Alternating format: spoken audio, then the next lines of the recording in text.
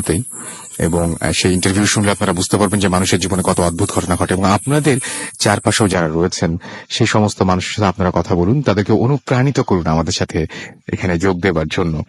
যাই হোক, আমরা আর কথা না বাড়িয়ে সরাসরি চলে যাই আমাদের মূল পর্বে, এবং এই পর্বে আমাদের সঙ্গে উপস্থিত রয়েছেন এমন একজন মানুষ যার কিছু ক্ষমতা রয়েছে, এবং যার একজন মানুষের সাথে পরিচয় রয়েছে যে কিনা তাকে হেল্প করে। আসলে মানুষ কথাটা বলে হয়তো ভুল করলাম, আমরা তার সাথে কথা বললে বুঝতে পারবো। কিন্তু আজ পর্যন্ত এর আগে কখনো কারোর সাথে এই সমস্ত ব্যাপারে শেয়ার করেননি কোনো কিছু। আজকে প্রথমবারের মতো, একদমই প্রথমবারের মতো তিনি তার জীবনের কিছু অভিজ্ঞতার কথা আপনাদের সামনে তুলে ধরবেন। আমি শুরুতে জানতে চাইবো আপনার নামটা একটু প্লিজ বলবেন। আমার নাম মঈনুদ্দিন। মঈনুদ্দিন, আপনি পড়াশোনা করেছেন? আমি মাদ্রাসায় লেখাপড়া করেছি, হেফজও পড়েছি, মাওলানাও পড়েছেন। সো সেই ক্ষেত্রে আপনার তো অনেক জানা আছে। তো আপনি বলছিলেন যে আপনার বিশেষ কোনো ক্ষমতা রয়েছে, কিন্তু সেই ক্ষমতার কথা আপনি কখনোই কাউকে কখনো বলেননি। কেন বলেননি? না, কাউকে বলিনি। এখানে দেখা যেতেছে আমার কিছু সমস্যা দেখা দিতে পারে। এক নম্বর, যেমন আমার ভিতরে একটা অহংকার আসতে পারে। আচ্ছা, যে আমি একটা কিছু পারছি, কিছু করতে পারতেছি, আমার মানুষের দ্বারা কোনো ক্ষতি হইতে পারে, আমার ভিতরে একটা ফখর, গর্ব আসতে পারে। জি, সেজন্য আমি কখনো কোনো প্রকাশ করি, আমার কোনো ক্ষতি না হয়। এবং আজকে আপনি জাস্ট বলছেন, কিন্তু আপনার মধ্যে ওইরকম কোনো ফিল হচ্ছে না যে আমি একদমই ফিল হচ্ছে না। আচ্ছা, আমি একটু শুরু থেকে যাই। কবে আপনি প্রথম বুঝতে পারলেন যে আপনার ভেতরে অস্বাভাবিক বা কোন একটা ক্ষমতা আছে? এটা আপনি প্রথম কবে উপলব্ধি করতে পারলেন? আমার প্রথম উপলব্ধি আসে আমার আম্মুর কাছ থেকে। যেমন আম্মুর সাথে যে একটা খারাপ জিনিস থাকতো, আম্মুকে ভয় দেখাতো। তো আমি রাত্রে সারা রাত লিখতাম, লেখালেখি করতাম। তো যখন আমার ঘরে আমি দেখছি হঠাৎ একটা বাতাস আসে, আমার সামনে দিয়ে চলে যায় বাতাসটা, জানলাগুলো খুলে যায়। আমি আমার ভিতরে একটা খারাপ লাগে যে সব বন্ধ, রাত বেলা, বাতাসটা তো খারাপ বাতাস, ভালো না। সেটা আপনি আবার আমি বুঝতে পারি যে বাতাসটা তো ভালো বাতাস না। এই বাতাসটা কেন আসলো? আমি পুরো বাড়িটা ঘুরি, আম্মু যে ঘর ছিল, আম্মুর দরজা বন্ধ ছিল, আম্মু ভিতরে যে অস্থিরতা করতেছে, এটা আমার ভিতরে খুব ভিতরে আসতেছে যে ঘরে কিছু হইতেছে। দিনে এটা আমি আম্মুকে প্রকাশ করি যে আম্মু, রাত্রে আমি একটা বাতাস আসে, এটা আমার ভিতরে দেখা যায়, এটা আমার কাছে খুব খারাপ লাগলো। তো এই জিনিসটা কি হইতে পারে? তা আম্মু আমাকে বলতেছে, তুই তো মাদ্রাসায় লেখাপড়া করেছিস, হয়তো তোর সাথে পাগলা জিন টিন থাকতে পারে। তা আমি বললাম, না, আমাদের ঘরে 6 জন ফ্যামিলি, এই 6 জন সদস্যের ভিতরে একজন কারোর কাছে আছে। তখন আম্মু আমাকে ঘটনাটা সত্যিকার বলে যে হ্যাঁ, আমার ভিতরে ছিল, কিন্তু আব্বু এটা আমাদের দ্বারা, হুজুর দ্বারা তারা দেওয়া হয়েছে, তো অনেকদিন আগে। তো আমি বললাম যে ঠিক আছে, এই জিনিসটা আমি ধরবো, যেটা কে কোত্থেকে আসে, কেন আসে। আমি এরকম লেখালেখির থেকে এটা প্রায় অনেকদিন দেখতাম। তো একদিন আমি সত্যি আম্মুকে বলছি, হ্যাঁ ঠিকই আছে, এটা আমাদের ঘরে 6 জন সদস্য থেকে কারোর কাছে আছে, এবং সম্ভবত এটা আপনার কাছে। আম্মু এটা স্বীকার করে যে হ্যাঁ, এটা আমার ভিতরে আছে। এবং তার আগে আপনার মা কখনো আপনাকে আমাদেরকে বলেনি, কখনো বলেনি। প্রথম আমি যখন বলি আম্মুকে, তখন তিনি স্বীকার করেন, এবং তিনি যে আগে কারো সাহায্য নিয়েছিলেন সেই বিষয়ে জানতে পারেন। আচ্ছা, কিভাবে এই ক্ষমতা আপনার কাছে আসলো? এই জিনিসটা আসে, আমি মাদ্রাসায় যখন লেখাপড়া করতাম, আমি আমাদের এলাকা মসজিদে নামাজ পড়তাম খুব ভালোভাবে, এবং এশার নামাজের পর আমার একটা কাজ ছিল, দাওয়াত দিতাম, তাবলীগের কাজটা করতাম। আচ্ছা, তা আমি আমার এলাকার ভিতরে যখন ভাইদেরকে দাওয়াত দিতাম, তা আমার ওই এলাকাটার ভিতরে মসজিদের কাছে একটা বট গাছ ছিল। এই অন্ধকার মধ্যে একটা লোক দাঁড়ানো থাকতো, খুব নোংরা অবস্থা, একটা পুরনো লুঙ্গি, খুব ময়লা, এবং সোয়েটার, খুব মোটা সোয়েটার পরা থাকতো। গরম কি শীত কি সবসময়, মানে শীতেও সোয়েটার পরে আছেন, গরমে সোয়েটার। আচ্ছা, এই একই অবস্থা, খালি পা, কেমন নোংরা দেখতো। আমি তার কাছে যেতাম না, আমার কাছে খারাপ লাগতো যে একটা নোংরা লোক, অশিক্ষিত কিরকম লাগতো। তারপর আমি দেখি যে আমার ভাইদেরকে দাও দিতেছি, একসময় ওদেরকে পাইনি, ওর সাথে যে কথা বলি, ওর সাথে পরিচয় হই, দেখি কি বলে। ওর সাথে যখন কথা বলি, তো ওর সাথে আমি যখন জিজ্ঞেস করি যে তোমার নাম কি, তো হাসে বলে, আকাশে দিয়ে তাকে বলে যে আকাশে অনেক তারা, ঠিক তাই না?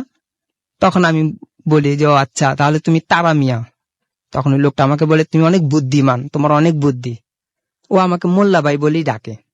আচ্ছা, আমাকে মোল্লা ভাই বলে, আপনি যে হাফেজ বা মৌলানা এটা উনি জানেন? উনি জানতে পারেন। আচ্ছা আচ্ছা আচ্ছা, উনি আমাকে মোল্লা ভাই বলেই ডাকতো, যে মোল্লা ভাই। আর আমিও তাকে তখন থেকেই তারাবাই বলে ডাকতাম, যে আচ্ছা তারাবাই, কারণ উনি নাম বলেনি, উনি শুধু যখন বললো যে তারা, তখন আমি তাকে তারাবাই বলে ডাকতাম, দুষ্টামি করে অনেক ইয়ে করতাম। তার সাথে আমি যখন অনেক কথা বলতাম, হঠাৎ উনি একটা হাতের কাগজের ভিতরে 2টা মিষ্টি দিত আমাকে। আচ্ছা তখন আমি জিজ্ঞেস করতাম, কি ব্যাপার, আপনি তো আমার সাথে অনেকক্ষণ ছিলেন, অনেকক্ষণ কথা বললেন, খালি হাত, আপনার তো কিছু ছিল না, এখন মিষ্টি কোত্থেকে নিয়ে আসলেন? তো উনি বললো, আমার কাছে ছিল, তুমি খেয়ে নাও। তাই আমি বললাম, না আমি খাবো না, 2টা মিষ্টি আছে, আপনি একটা খান, আমি একটা খাবো নি। বললো, না তুমি 2টা খাবা। তো আমি খাইছি। এরপরে এরকম অনেক দিন যাওয়ার পরে উনি আমাকে কিছু কলা আনতো, ছোট ছোট কলা, আঙ্গুর। তো একদিন আঙ্গুর যেগুলো ওনার পক্ষে আসলে জোগাড় করাও জোগাড় করা, হ্যাঁ, খুব কঠিন। আমি দেখতাম খালি হাত পা, জি জি কারণ অন্ধকারই দাঁড়া থাকতো, আচ্ছা অন্ধকারই দাঁড়ায় থাকতো, কোনো কিছু নড়তো না, চড়তো না, আলোতে আসতো না, নিরিবিলি একা থাকতো। আমি কথা বলে আমার কথাগুলো শুনতো, মাঝে মধ্যে আমাকে খুব কড়া কড়া কথা বলতো। যখন আমি বলতাম, নামাজ পড়ো, নামাজ কেন পড়ো না, তুমি দিনে কাজের সাহায্যতা করো, তাবলিগ করো, এই করো, তুমি আমাকে চড়া চড়া কথা বলতো। বলতো, হ্যাঁ বাবার হোটেলে খাইতেছো, মার হোটেলে থাকতেছো, একবার নিজে পরিশ্রম করে দেখো না কি কিরকম হয়, কখনো গরিবের দিকে তাকায় থাকছো, গরিব দিকে দেখছো? আপনাকে মানে সে কি কোনোদিন সাহায্য করেছে এরকম কোনো ঘটনা আপনার সাহায্য মনে করছে পড়ে? বলছে এরকম, যখন ওনার সাথে আমার এরকম কথাবার্তা হইতো, আমি 9টা থেকে রাত 11টা বেজে যেত। তো আমার যে ক্লাসের পড়াগুলো ছিল, অটোমেটিকলি আমার পড়াগুলো আমার নিজের ব্রেনটা এসে পড়তো, আমাকে পড়তে হতো না। আমি এই জিনিসটা খুব খেয়াল করছি, যে আমার যখন ক্লাসে যেতাম আমি পড়া দিতে পারতাম, আচ্ছা আমাকে পড়তে হতো না, অটোমেটিক আমি সবগুলো পড়া আমি হুজুরকে বুঝিয়ে দিতে পারতাম। এইভাবে আমি খুব উপকার পাইছি। এবং আরেকটা জিনিসগুলো হয়েছে, আমি লোক যখন আমার সামনে আসতো, তখন লোকের মুখ দেখে আমি বলে দিতে পারতাম যে কি রকম হইতে পারে, দুষ্ট প্রকৃতির না ভালো, বা ওর কি সমস্যা হইতেছে, হ্যাঁ এইটা আমার কাছে এই খুব জিনিসটা, অদ্ভুত লেগেছে। আপনি বলেছেন যে আপনি অনেকেরই সমাধান করেছেন সমাধান এবং আপনি দেখেই বলতে পেরেছেন যে তোমার সমস্যা ওই ওই জায়গাটায়। জায়গাটায়। আচ্ছা, এরকম কোন একটা ঘটনা বলেন তো হ্যাঁ, যেটা আপনি দেখে বলতে পেরেছেন যে ও তোমার সমস্যা ওই জায়গাতে, ওইটা করো তাহলে ঠিক হয়ে ঠিক যাবে। হয়ে যাবে। আমার কাছে আমার যে ফ্রেন্ড আছে যারা ব্যবসা করতেছে, আমার এক বন্ধু আমার কাছে আসে যে তুই তো মাদ্রাসা লেখাপড়া করছিস, নামাজ পড়িস, আমার জন্য দোয়া কর, আমার তো ব্যবসাটা খুব খারাপ যেতেছে। তখন আমি তাকে বলে দিই, ওর নাম শাহ আলম। তাই আমি বলি, ভাইয়া তোমার তো এই সমস্যাটা হইতেছে, তোমার জন্য ওই লোকটা এই জিনিসটা খারাপ করতেছে, তুমি ওইখানে যা দেখো তোমার ঘরে কিছু আছে কিনা। তখন ওই ঘর থেকে যখন জিনিসটা তাবিজ একটা বের করে, তখন আমার কাছে এসে বলে, তুই কেমনে জানলি? এইটাই আমারও হ্যাঁ। প্রশ্ন হচ্ছে, আপনি কেমন করে জানেন? আমি আপনাকে হ্যাঁ। মানে এটাকে আপনি চিন্তা করে বলেন না হঠাৎ করে আপনার মাথায় না, চলে আমার আসে? যখন ওই কেউ আইসে বলল যে আমার এই সমস্যা, তখন আমার ভ্যানটা খেয়াল মনটা খুব চুপচাপ থাকি, নীরব থাকি। তখন আমার কাছে মনে হচ্ছে আমার চোখের মধ্যে সবগুলো ভাসতেছে, দৃষ্টি আচ্ছা। শক্তিতে আসতেছে, এই জিনিসটা এগুলোকে আপনি দৃশ্যের মতো করে দেখতে দৃশ্যের পান। মতো মনে হতেছে যে সব নিজে দেখতেছে, এগুলো আমাকে দেখা দিতেছে, এই জিনিসটা যে এই জিনিসটা এইভাবে হইতেছে। তখন আমি ওকে বলে দিই যে তোমার এই সমস্যাটা হইতেছে, তুমি যা দেখো, তখন এই জিনিসটা সত্যি সমাধান হয়ে যায়। হ্যাঁ। আপনি জীবনে নিজে এই যে এত কিছু করেছেন, আমরা আরো কিছু ঘটনা আপনার কাছ থেকে শুনবো, তার আগে বলি যে আপনি কখনো কোনো সময়, আচ্ছা এই লোকটা হঠাৎ করে কি আপনার লাইফ থেকে হারিয়ে গেল, না এই লোকটা এখনো আছে? না, এই লোকটা হারিয়ে গেছে বলতে 2-3 বছর ধরে দেখা নেই, কিন্তু ওর মতোই ওইরকম সুরত আসে না, ও যেমন পাগল, ঠিক এরকম পাগল মতো দেখা দেয় মাঝে মধ্যে। আমার সাথে যখন এরকম পাগলের সাথে দেখা দেয়, ওই পাগলটা যখন আমার দিকে তাকায়, আমি যখন ওই লোকটার দিকে তাকাই, তখন মনে হইতেছে আমি ওই তারা ভাইকেই দেখতে পাই। এবং উনি একটা যে নোংরা অবস্থা থাকতো, কিন্তু একটা আতরের গ্রান আসতো, গুলে লাইলা, একটা খুব মিষ্টি যুক্ত আতর, আমার কাছে খারাপ লাগতো এই আতরটা। কিন্তু যখন এখনকার নতুন যে পাগলগুলোর সাথে দেখা হয়, ঠিক এরকম একটা আতরের খুশবু আসতো। আর এরকম মনে হয় যে আমি ওই উনার সাথে খুব ঘনিষ্ঠ, যে অনেক বছর ধরে পরিচিত, অনেক দিন ধরে আমার সাথে সম্পর্ক, এরকম মনে হয়।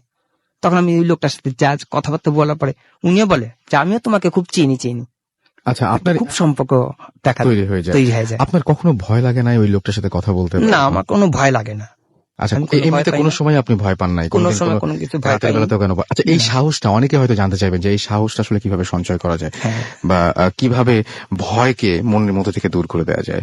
এটা আপনার মানে যারা ভয় পায় রাতের বেলায়, অনেকেই হয়তো উঠে অনেক রকম চিন্তা করে, বা একা একা ঘুমাতে ভয় পায়, লাইট অফ করে ঘুমাতে ভয় পায়। আপনার কি মনে হয় যে এইটা কেন, এই ভয়টা কিভাবে দূর করা যায়? হ্যাঁ, এই ভয়টা খুব সহজ ভাবেই, আমি মানে আমার মনের নিজের দিক থেকে, থেকে হ্যাঁ, আমার মনের নিজ দিক থেকে। থেকে আমি যেটা করি, যে আমি সবচেয়ে মনে করি যে সারা পৃথিবীর যে যতগুলো আল্লাহ তাআলা সৃষ্টির রহস্যগুলো আছে, জিনিসগুলো আছে, মানুষ, পশু পাখি, সব আমার বন্ধু, সব আমার ভালোবাসার মানুষ, সব আমার কাছের মানুষ, কেউ আমার শত্রু নাই, সবাই আমার মতো। আমি যদি ভালো মানুষ হই, আমার মন যদি খুব ভালো থাকে, তা আমার ওরা ক্ষতিও করবে না, আমি ওদের ক্ষতি করবো না, ওরা আমার ক্ষতি করবে না। সত্যি আমার কাছে এটাই মনে হয় যে সবাই আমার বন্ধু, আমি সবার মানুষ, আমি কারো ক্ষতি করবো না, ওরাও আমার ক্ষতি করবে না। ওদের যদি কোনো সমস্যা থাকে আমাকে বলবে, আমি যদি পারবো ওর সমস্যার সমাধান করতে। আমার যদি কোনো সমস্যা থাকে আমিও বলে দেবো যে আমি তোমাকে ভয় পাই, তুমি আমার কাছে এসে দেখা দিবে না, তা আমার কাছে এসে দেখা দিবে না। আপনি কোনোদিন সমাধান করেছেন কোনো কিছুর? তো বললেনই, মানে রিসেন্টলি কোনো ঘটনা আপনার হ্যাঁ, মনে- আমি আচ্ছা। আপনাকে দিনা ভাই একটা গল্প বলছিল, একটা ঘটনা বলছিল, যেটা টুপির ফ্যাক্টরিতে একটা, সেই ব্যক্তি হচ্ছে সেই আপনি, যিনি আমি, হচ্ছে ওখানে পরে হ্যাঁ, সলভ যেটা আমি করবেন। ধরে দিছি। আমার ফ্রেন্ডেরই টুপির ফ্যাক্টরিটা, ওনার ছেলেকে একটা খারাপ বাতাস ধরছিল। তো আমি তো সেদিন জানতে পারিনি, পরের দিন আমি শুনতে পাইছি আচ্ছা, যে ওনার ছেলেকে এরকম একটা খারাপ জিনিস ধরছিল। তা আমি আমার বন্ধুকে বললাম, ঠিক আছে তোরা বাসা খালি কর, আমি বাড়িতে থাকবো একা, আমি সারা রাত এই বাড়িতে একা থাকবো, তোরা চলে যা। তো যখন ওরা খালি ঘর বলে দিল, আমি সারা রাত একা একা থাকছি, সেখানে আমি নামাজ পড়ছি, কোরআন তেলাওয়াত করছি। তা আমি এখানে একটা কাজ করলাম, বিভিন্ন সুরের রকমের কোরআন তেলাওয়াত করলাম, বিভিন্ন আইটেমে, বিভিন্ন কোরআন তেলাওয়াতের মাধ্যমে, খুব বিভিন্ন সুরে আমি কোরআন তেলাওয়াত করলাম। খারাপ জিনিস থাকলে যাতে আমাকে বাধা দিতে পারে। তা আমি দেখলাম যে না, কোনো বাধা আসে না, কোনো কিছু আসে না। আর এটা 3টা পর্যন্ত আমি পুরো ছাদ ঘুরলাম, তারপর আমি দেখি যে না, কোনো কিছুই নাই। তারপর ঠিক ফজর শেষ হওয়ার আগেই আমি একটা খবর পাইছি, আমাকে বলছে, অদৃশ্য মতন একটা শব্দ আসে আমার কাছে, এসে বলে যে দুপুর 12টা 12:30টার দিকে ওনার ছেলেকে যখন ছাদের মধ্যে খাওয়াইতেছিল, তখন একটা খারাপ বাতাস যেতেছিল, ওই বাতাসটা ওনার ছেলের লাগে। ওনার ছেলেকে যখন আক্রমণ হয়, ওই খারাপ বাতাসটা তার গায়ে লাগে পড়ে, এই জিনিসটা ওনাকে ক্ষতি করে। তা আমি বললাম, তাহলে এই জিনিসটা তোমরা সমাধান করে দাও, এই বাতাস যে আসবে। এরপরে ওই বাসায় যে একটা ভাড়িটা ছিল, একটা মেয়ে খোলা চুলে ছাদের মধ্যে দাঁড়াতো রাত্রেবেলায়, খুব কাছে, মানে ছাদের খুব ইয়াতে চলে গেত, কিনারায় চলে যেত। কিনারা চলে গেত। তো ওনাকে ওই মেয়েটার উপরে টার্গেট ছিল খারাপ জিনিসটার, যে মেয়েটাকে ও ধরবে। তা আমি বললাম, ঠিক আছে, এটা তোমরা সমাধান করো, যাতে পরবর্তীতে জিনিসটা না হয়। তো এই জিনিসটা এখনো ঠিক হয়ে গেছে, সমাধান পুরো কমপ্লিট। ওকে, আর হয়নি। আপনাকে অনেক ধন্যবাদ আমাদের সাথে সময় দেওয়ার জন্য, এবং আপনাকে বলার পরপরই আপনি যে রাজি হয়ে গেছেন এখানে আসতে, আপনাকে অসংখ্য ধন্যবাদ জানাচ্ছি। ভালো থাকবেন। আমাদের কাছে বেশ কিছু এসএমএস রয়েছে, আমরা সেই এসএমএস পড়ে ফেলতে চাই। আমাকে লিখেছেন নাটোর থেকে বৃষ্টি, যে তিনি বলছেন যে ভাই ভয় লাগছে না কেন? আমি আপনাকে শুরুতেই বলেছিলাম যে কোনো ঘটনা আমরা বলছি না, একটা ইন্টারভিউ নিলাম, কিভাবে জিনিসগুলো সমাধান হয় কি না হয় এটা জানিয়ে দিলাম আর কি। ঘটনায় আমরা যাব একটু পরেই। ইমন আমাদের কাওলাত এয়ারপোর্ট থেকে লিখেছেন যে ভূত এফএম তার লাইফের অনেক মানে তার কাছে বেস্ট শো মনে হয় আর কি। শাওন আমাদেরকে লিখেছেন যে আই লাভ ইউর শো। আমার আসলে বেসিক্যালি এটা হচ্ছে আপনাদের শো, এখানে আমার কোনো ক্রেডিট নাই, কারণ আপনারা ঘটনা পাঠান বলেই ভূত এফএম চলে, এবং আপনারা সবচাইতে ভালো জানেন সেটা। ধ্রুব আমাদের এসএমএস করেছেন গৌরীপুর ময়মনসিং থেকে, এবং তিনি বলছেন যে তার মনটা আজকে বেশ খারাপ। উৎস আমাদের লিখেছেন রামপুরা থেকে। এছাড়াও আমাদেরকে মোহাম্মদ আশুক আমাদেরকে এসএমএস করেছেন। এছাড়াও আমাদের এসএমএস করেছেন দেখতে পাচ্ছি তাসনিমা মিরপুর থেকে, এবং তিনি বলছেন ভাইয়া ফার্স্ট যে স্টোরি আবারও বলছি না, এটা ইন্টারভিউ ছিল একটা, সেটা তার কাছে ভালো লেগেছে। আমাদের কাছে এসএমএস করেছেন জুবায়ের গাইবান্ধা থেকে, এবং তিনি বলছেন যে এসএমএস পড়েন না কেন, আমি এসএমএস পড়তে কেবল শুরু করলাম। উর্মি ময়মনসিং থেকে আমাদের এসএমএস করেছেন, এবং তিনি বলছেন কষ্ট আমার একটাই যে আমার এসএমএস কখনো পড়া হয় না। আমাদেরকে এসএমএস করেছেন এছাড়াও দেখতে পাচ্ছি সঞ্জয় কুমার মাগুরা থেকে, আমাদেরকে ইমন দর্শনা থেকে এসএমএস করেছেন আমাদেরকে নুরুল নাটোর থেকে, এছাড়াও বাঁধন আমাদের ময়মনসিং থেকে এসএমএস করেছেন। মুরাদ আমাদের এসএমএস করেছেন গোপালগঞ্জ থেকে, এবং তিনি বলছেন ফার্স্ট যে স্টোরি ছিল সেটা অনেক ভালো ছিল। রক্স এবং আপন আমাদের এসএমএস করেছেন আমাদেরকে চৈতি সিলেট থেকে, এবং আমাদেরকে এসএমএস করেছেন দেখতে পাচ্ছি তাহের টঙ্গী থেকে, এবং আমাদেরকে এসএমএস করেছে, আচ্ছা তিনি বলছেন যে তিনি 2টা বই কিনেছেন, এবং তিনি সিডিটা চাচ্ছেন। আচ্ছা আমি এটা জানিয়ে দিব আমাদের অফিসের আমাদের যে কর্তৃপক্ষ রয়েছেন তাদেরকে। মাসুদ জুপিটার থেকে আমাদের এসএমএস করেছেন আমাদেরকে সৃষ্টি বরিশাল থেকে, এছাড়াও আমাদেরকে এসএমএস করেছেন রেজা ঢাকা থেকে, এবং আমাদের SMS করেছেন মেহেদি ভোলা থেকে। এছাড়াও রূপু আমাদের SMS করেছেন ডেমরা থেকে। ব্যাকগ্রাউন্ড মিউজিকটা অসাম, এই ক্রেডিটটা তো অবশ্যই গোস টু মাসুম, যে সে এই মিউজিকটা করছে এবং সে বেশ কিছু ভ্যারিয়েশন নিয়ে এসেছে, কিন্তু যেটাতে আমিও ইমেইলের মাধ্যমে আপনাদের বিভিন্ন ফিডব্যাক পেয়েছি। আমাদেরকে SMS করেছেন মেজাবিন। এছাড়াও আমাদেরকে তিনি লিখেছেন যে ভালো লাগছে ভাইয়া। আমাদের সিয়াম SMS করেছেন বরিশাল থেকে। এছাড়াও মামুন আমাদের SMS করেছেন, আর অনেকেই আমাদের SMS করেছেন। আপনি যদি SMS করতে চান তাহলে মোবাইলের মেসেজ অপশনে গিয়ে টাইপ করুন ফুর্তি, FOORTI ফুর্তি, স্পেস দিয়ে লিখুন আপনার নাম, স্পেস দিয়ে আপনার মেসেজ পাঠিয়ে দিন 9840 নাম্বারে। আমাদের ইমেল করতে চান, আমাদের ইমেল অ্যাড্রেসটি মনে রাখুন। আমাদের ইমেল অ্যাড্রেসটি হচ্ছে bhutfm@radiofurti.fm।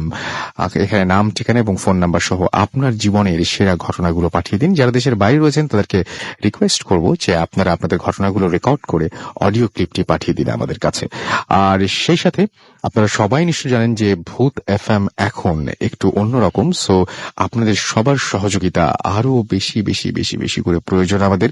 সো সেই সহযোগিতা অব্যাহত থাকবে আশা করি। একটা ছোট্ট বিজ্ঞাপন বিরতিতে আমাদের যেতে হচ্ছে এবং তারপরে আমরা আরো একটা দারুণ ঘটনা নিয়ে আপনাদের সামনে হাজির হব। So stay tuned two radio ফুর্তি এন্ড ডোন্ট স্টপ দ্য ফুর্তি। Bhoot FM. The night comes alive with Graminphone.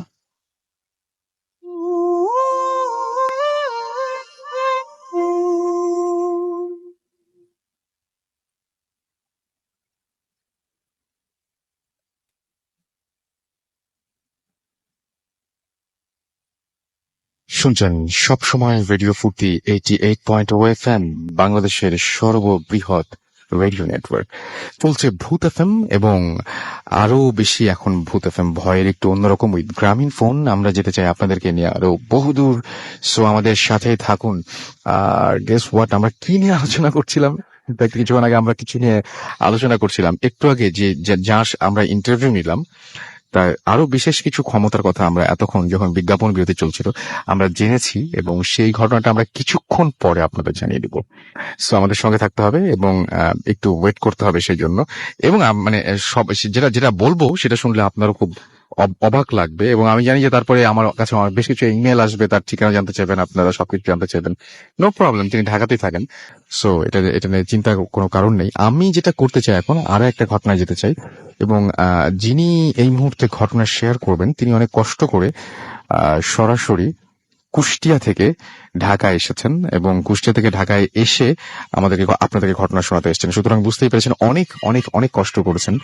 এবং কেন তিনি এসেছেন, তার যে বাড়িটা আছে, কুষ্টিয়া যে বাসাটা আছে, সেটাকে তিনি এভাবে মানে উল্লেখ করেছেন যে সেটা এখন একটা পর্যটন এলাকা, অর্থাৎ প্রচুর পর্যটক বা টুরিস্ট সেই বাসাটা ভিজিট করছে এবং সেই বাসা দেখতে যাচ্ছে যে আসলেই উনি যে ঘটনা বলছেন সেই ঘটনা সত্যি কিনা।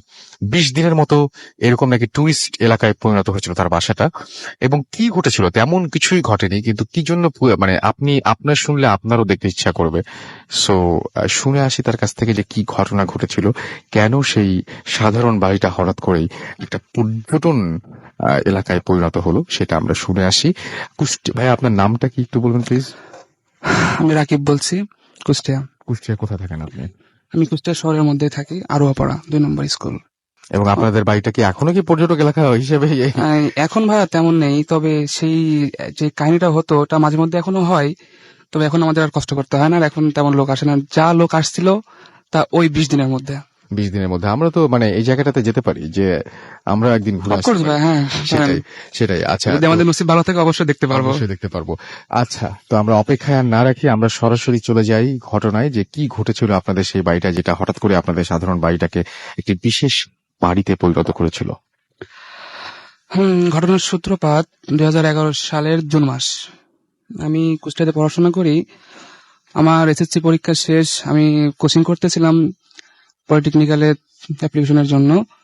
তো কোচিং শেষের দিকে আমি বাসায় আসলাম মে মাসের শেষের দিকে, যাতে করে জুন মাসের খরচটা নিয়ে বাসায় যাবো, মানে কুষ্টিয়াতে চলে যাবো আবার। বাসায় আসার পরে অনেকদিন পর যেহেতু বাসায় আসছি, বাসার লোকজনও খুশি, সেহেতু বাসায় থাকলাম। প্রথম দিন তেমন কিছু হয়নি, রাতটা ভালো মতোই কাটলো। আমি আম্মাকে বললাম রাত্রে যে আমি কয়েকদিন বাসায় থাকবো, তিনি বললেন ওকে থাকো, সমস্যা নাই। তো পরের দিন সারাদিন বন্ধু বান্ধবের সাথে আড্ডা দিলাম, খুব ঘোরাঘুরি। যা ঘটনা ঘটে ওই পরের দিন সন্ধ্যায় বাড়ির পাশে চাচাতো ভাই চাচাদের বাসা, অনেকদিন দেখা সাক্ষাৎ নাই। সো আমি গেলাম সন্ধ্যার দিকে তাদের সাথে দেখা করতে গিয়ে অনেক আনন্দ, কথাবার্তা, হাসি কান্না, মানে সব দিকেই সব রকম কথাবার্তা হচ্ছে। এমন কথার ফাঁকে ফাঁকে হঠাৎ করে দেখলাম আমরা বাসার দক্ষিণ কর্নারে একটা আগুনের ফুলকি।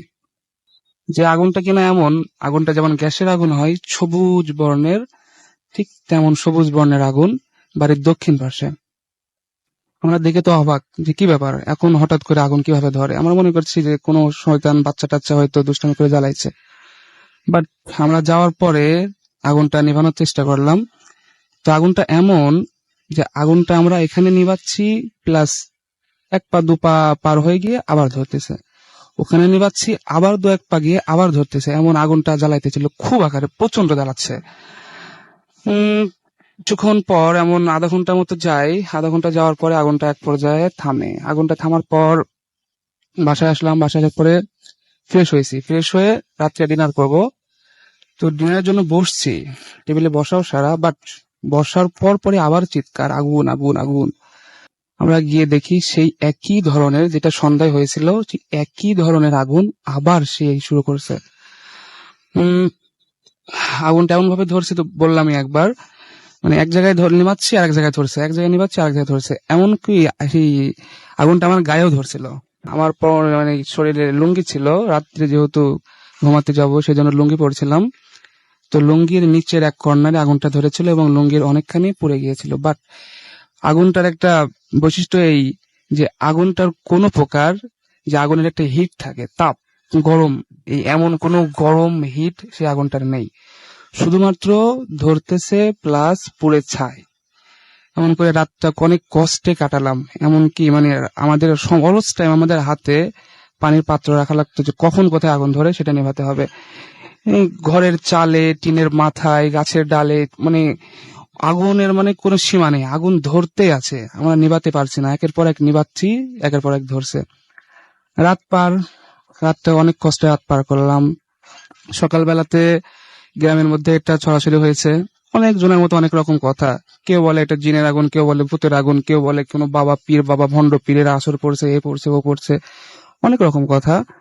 তো গ্রামের যারা মুরব্বী ছিল প্লাস মসজিদের ইমাম সাহেব বললেন তোমাদের বাড়িতে একটা মিলাদ মাহফিল দাও, হয়তো এটা করলে ঘটনাটা সেরে যাবে। তোমরা সেটা করি। তারপরের দিনই বিকাল বেলায় মিলাদ দিই। মিলাদ দেওয়ার পর এমনকি মিলাদের মাঝে হুজুরের সামনে আগুন ধরে যায়, আবার নিভাই, আবার মানুষজন যেখানে বসে আছে ওর মধ্যেও আগুন ধরে যায়। এক পর্যায়ে মিলাদ শেষ হলো, রাত্রে তাও আগুন নিভে না। এমনকি পর আমরা 3 দিন 3 বার মিলাদ দিয়েছি, তাতেও আগুনের খ্যাত হয়নি, আগুন জ্বলতেই আছে। ঘটনার শুরুর দিকে আমাদের বাসায় তেমন কোনো ক্ষতি হয়নি, জাস্ট এই জামা কাপড় পরতেছে, খড়ি পরতেছে হাবিজাবি। কিন্তু যেটা ভয়াবহ ক্ষতি হয় সেটা হচ্ছে ঘটনার পঞ্চম দিন সন্ধ্যায় আমাদের এক ট্রাক ভর্তি ধান আসে, বিকজ আমার কাকুর চাউলের মিল আছে, যেটা ধান থেকে চাউল করে অটো মিল করে বাইরে ছেড়ে দেওয়া হয়। তো এই ট্রাক ভর্তি ধান আসে, ধানটা ভাঙাইতে হবে। ধান নামানো হয়েছে, ধান নামা মিলের মধ্যে রাখা হয়েছে। তো পঞ্চম দিন সন্ধ্যায় আমার কাকু কেন যেন মিলে যায়, মানে ধানটা দেখার জন্য, অথবা যেসব মিলের মজুরি আছে তাদেরকে, মানে লোকজন আছে তাদেরকে মজুরি দেওয়ার জন্য যায়। তো গিয়ে তিনি অবাক, গিয়ে দেখেন যে ট্রাক ভর্তি ধান ছিল, সেই ধানের অর্ধেকটার বেশি পুড়ে ছাই, আর বাকি অর্ধেকের আছে, অর্ধেক বা অর্ধেকের কিছু কম হবে, সেই অর্ধেকটা আছে। তিনি দেখে তার মাথায় তো তিনি মানে একবারে বাজ পড়ার মতো, যে কি অবস্থা, হঠাৎ করে এখানে আগুন ধরে কিভাবে। তিনি আর তার বুঝতে বাকি থাকলো না যে এটা সেই আগুন, বাসার আগুনই, এখানে আমাকে ওইখানেও জ্বালাচ্ছে।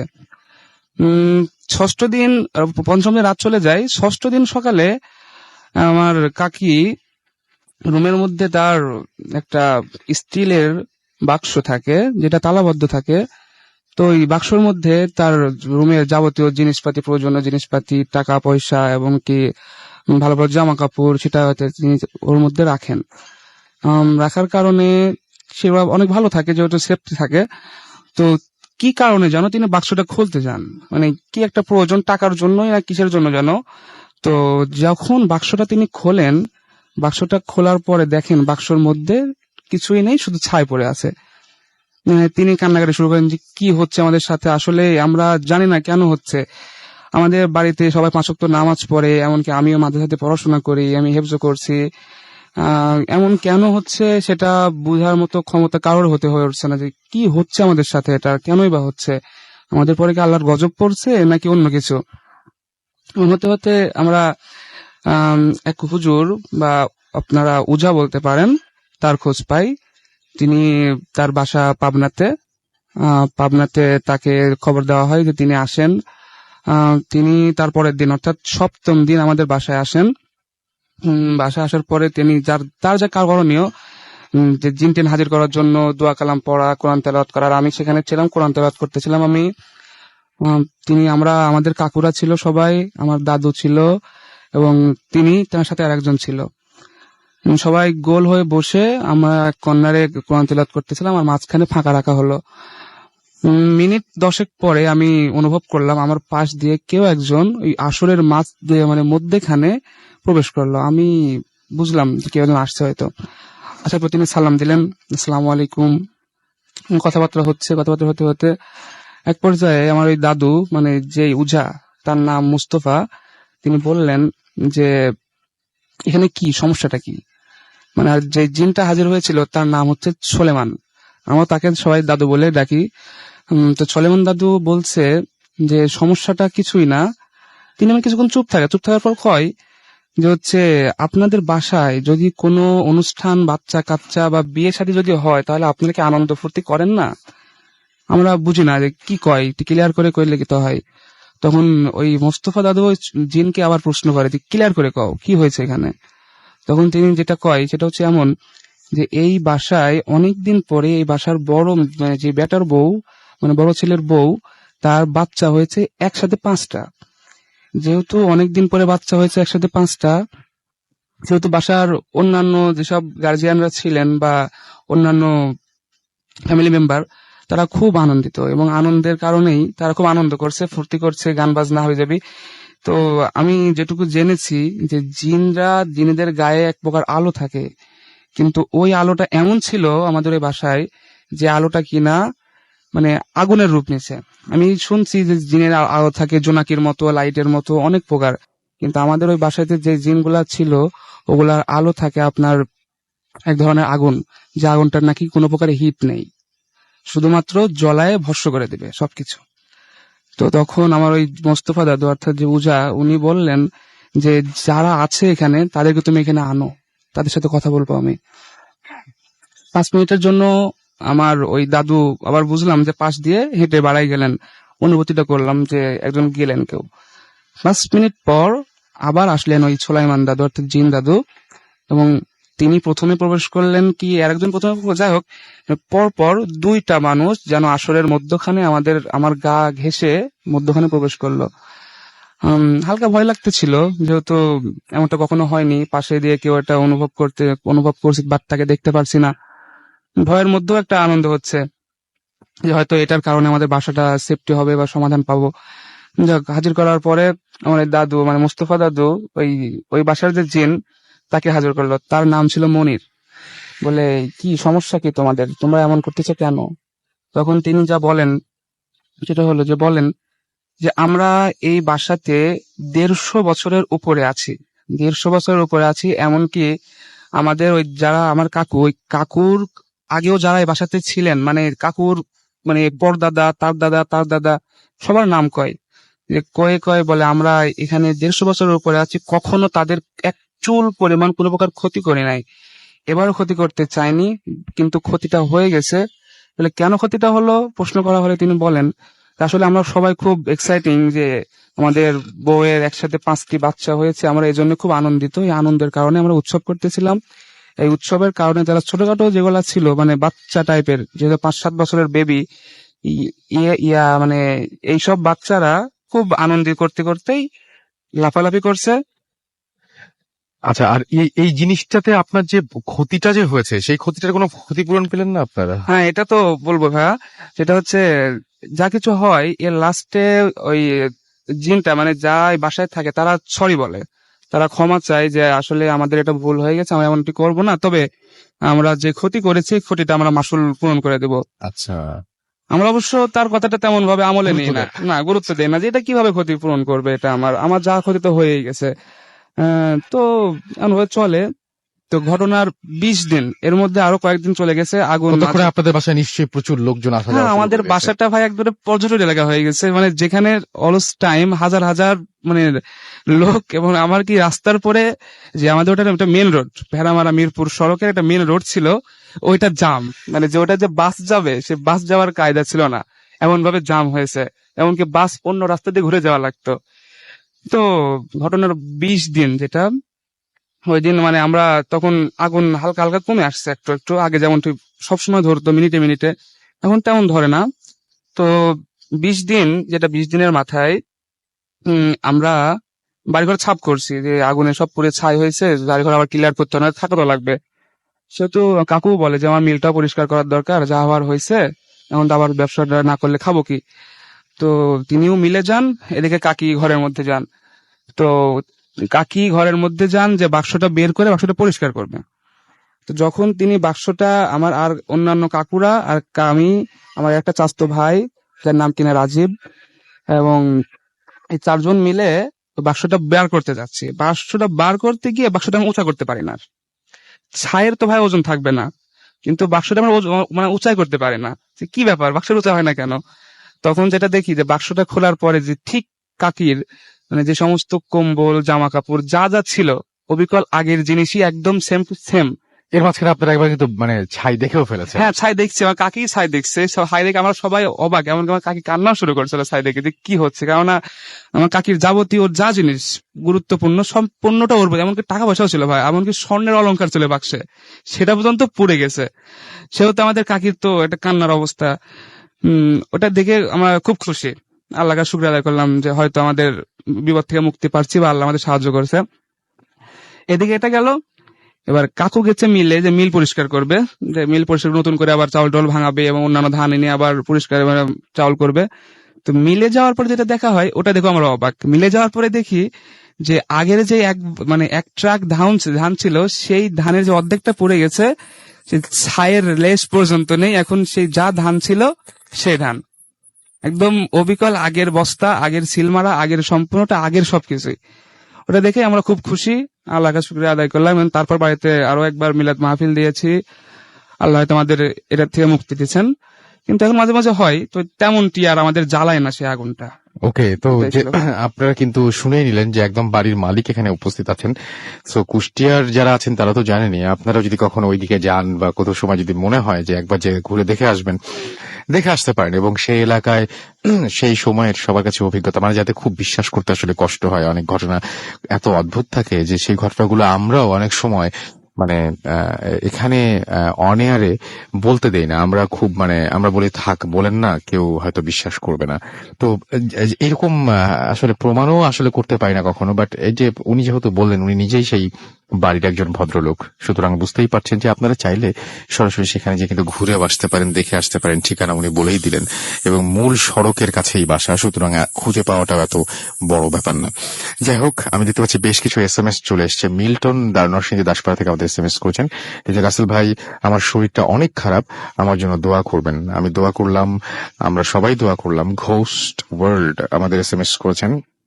আচ্ছা, আমাদের SMS করেছেন বিনায়ক দে সিলেট থেকে, লিখেছেন জাস্ট অসম। আমার কাছে খুব অদ্ভুত লেগেছে ওনার এই ঘটনাটা, খুবই খুবই খুবই অদ্ভুত লেগেছে। আপনি বুঝতে পারছেন যে আমি জোর করে কুষ্টিয়া থেকে, অবশ্য জোর করতে হয়নি, তারপরে উনি এসছেন। তো আমি খুবই চেয়েছিলাম যে কুষ্টিয়া হোক আর যেটাই হোক, যদি উনি এখানে আসেন তাহলে খুব ভালো হয় আমাদের জন্য। উনি একবারও আমার আপত্তি করেননি, সঙ্গে সঙ্গে চলে এসছেন। আলিসা মিনহাজ আমাদের SMS করেছেন খুলনা থেকে এবং তার আজকে বার্থডে, জন্মদিনের অনেক শুভেচ্ছা নিন। রাসান আমাদের SMS করেছেন বরিশাল থেকে, আমাদেরকে তিনি বলছেন যে সেকেন্ড সিজনটা আসলেই পুরাই ডিফারেন্ট। আমরা চেষ্টা করছি ভাই আপনাদেরকে সবচাইতে ভালো কিছু দিতে। আমাদেরকে SMS করেছেন দেখতে পাচ্ছি একান্ত ধানমন্ডি থেকে। গোলাম রাব্বি আমাদের SMS করেছেন মিটফোর্ড থেকে এবং আমাদের SMS করেছেন দেখতে পাচ্ছি আরো অনেকেই। অ্যাঞ্জেল আমাদের SMS করেছেন এবং তিনি বলছেন গরমে বেশি ভয় বেশি লাগে। ওকে, আমাদের সানি SMS করেছেন বরিশাল থেকে যে নাইস স্টোরি। আমাদের ফাহাদ খান লিখেছেন বাড্ডা থেকে, ভাই পারফেক্ট হচ্ছে প্রোগ্রামটা, ভয় পাচ্ছি। সুমন আমাদের জামগড়া থেকে লিখেছেন যে রাসেল ভাই আমি ভূত দেখতে চাই। ওকে, আমি অবশ্য ভূত দেখাতে পারি না, আই এম রিয়েলি সরি। আমাকে এছাড়াও SMS করছেন ফারুক ঢাকা থেকে যে ভাই আচ্ছা ফার্স্ট ইন্টারভিউটা অনেক ভালো লেগেছে। ফার্স্ট ইন্টারভিউ এর কিছু অংশ এখনো বাকি আছে, এটা আমি কিছুক্ষণের মধ্যে আপনাদের সামনে এসে হাজির করবো। মেহজাবিন আমাদের SMS করেছেন এবং আমাদেরকে বলছেন যে ভূত ফিল্ম তারা অনেক ভালো লাগে। জাহেদ আমাদের SMS করেছেন আমাদেরকে সানায়া সিলেট থেকে, এবং অনেকদিন পরে ভূত এফএম শুনছেন, বেশ অন্যরকম লাগছে আজকের ভূত এফএম। আমাদেরকে লিখেছেন এছাড়াও ডার্ক সোল টাঙ্গাইল থেকে শম্পা আমাদের SMS করেছেন, এবং আমাদের SMS করেছেন রানা, আমাদের SMS করেছেন ইমু, আমাদের SMS করেছেন আরো অনেকেই। সো আপনিও যদি SMS করতে চান তাহলে মোবাইলের মেসেজ অপশনে গিয়ে টাইপ করুন ফুর্তি, FOORTI ফুর্তি, স্পেস দিয়ে লিখুন আপনার নাম, স্পেস দিয়ে আপনার মেসেজ পাঠিয়ে দিন 9840 নাম্বারে। আর আমাদের যদি ইমেল করতে চান তাহলে আমাদের ইমেল অ্যাড্রেস হচ্ছে bhutfm@radiofurti.fm। দিনার এখানে আছেন, এবং দিনারের ঘটনায় যাওয়ার আগে আমরা একটা বিজ্ঞাপন বিরতিতে যাব। তবে তার আগে দিনারের কাছ থেকে জেনে নেব যে কিছু জিনিস ঘটেছে যেটা আমি হঠাৎ করেই এখানে আসার আগে দেখলাম, যে আমাদের ওয়াশরুমের মধ্যে আমাদের সবগুলো গেস্ট একসাথে ওয়াশরুম থেকে বেরিয়ে আসলো। খুব অস্বাভাবিক ঘটনা। পরে এখানে স্টুডিওতে এসে আমি যখন খুব দিনারকে প্রশংসা করছিলাম যে থ্যাংক ইউ সো মাচ এরকম একজন মানুষকে নিয়ে আসার জন্য যিনি অনেক কিছু জানেন, তখন দিনার যেটা বলছিল আমাকে যে উনি তো কথা বলেন না কারোর সাথে, এবং ওনার জীবনের আরো কিছু তথ্য দিনার দিতে চায়। আমার মনে হচ্ছে উইথ হিজ পারমিশন, না? জি রাসেল ভাই। ফাইন। সো উনি আসলেই কারোর সাথে কোনো সময় কোনো আলাপ করেন না? জি রাসেল ভাই, বেসিক্যালি হচ্ছে কি যে উনি ছোটবেলা থেকে, আমি যতটুকু শুনছি আমার কাজিনের কাছ থেকে, যে উনি এখন যে কারখানায় আছেন উনি সেখানেও কারোর সাথে তেমন একটা কথাবার্তা বলেন না। এবং আমি মানে এখন পর্যন্ত যত মানুষ দেখছি, মানে আমার কাছে মনে হচ্ছে যে উনি একটু ডিফারেন্ট। যে উনার একটা কথা কি, যে উনি আমাকে অলওয়েজ বলছে যে দেখো, যে আমি ভাই এগুলা কারোর সাথে শেয়ার করতে চাই না, কজ এতে অনেক প্রবলেম হতে পারে।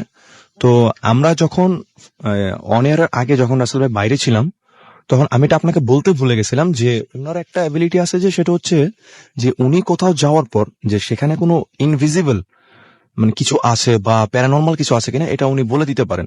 তো আমি ওনাকে আসার সময় রিক্সায় বলতেছিলাম যে আচ্ছা আপনি তো যাবেন, আপনি অন এয়ারে আর টয়লেটে বা যেখানে আপনি যান তো একটু বলবেন কাইন্ডলি।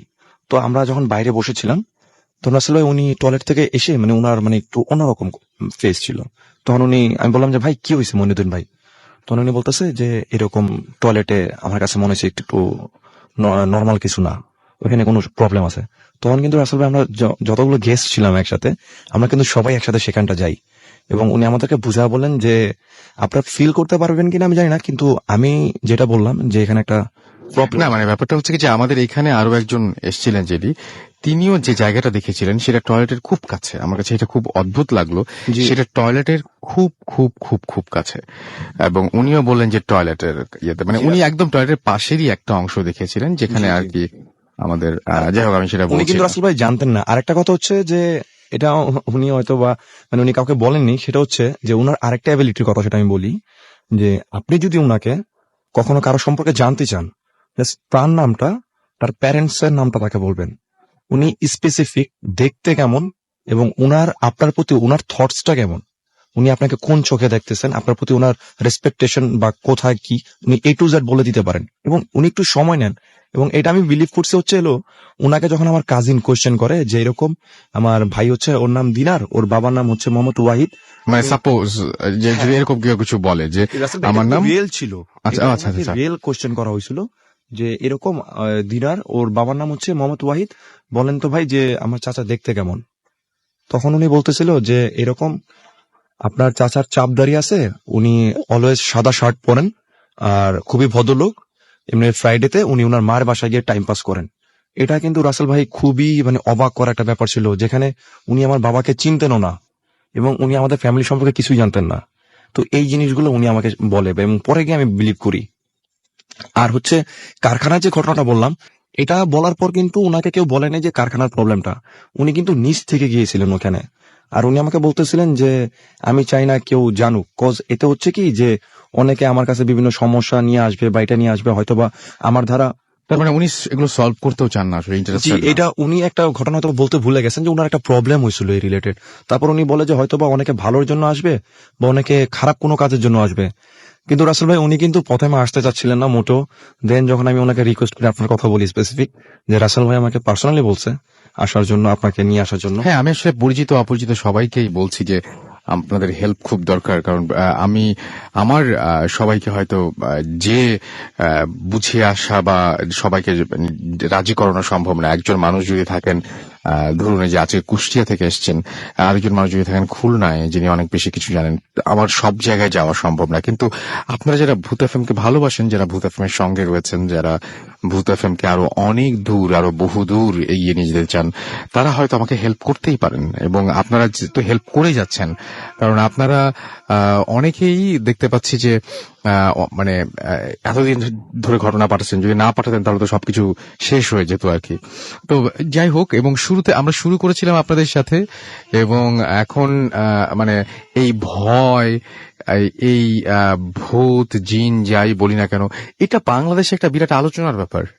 এটা এখন সব জায়গায় মানে আমাদের ভেতরে ঢুকে গেছে। আমরা এখন মানে এই ধরনের বই পড়তে পছন্দ করছি, এই ধরনের মুভি দেখতে পছন্দ করছি। বাংলাদেশে এটা মানে একটা বিরাট একটা জায়গা করে নিয়েছে এই জায়গা, মানে এই ব্যাপারটাই। সেটা কারা করেছে? সেটা তো মানে আমরা তো শুধুমাত্র প্রচার করে গেছি, আপনারা করেছেন, আপনারা আপনাদের ঘটনা পাঠিয়ে সেটা করেছেন। এবং আমরা মানে এটা এটা এটা এটা এটা এটা অস্বীকার করার কোনো উপায় নেই আর কি।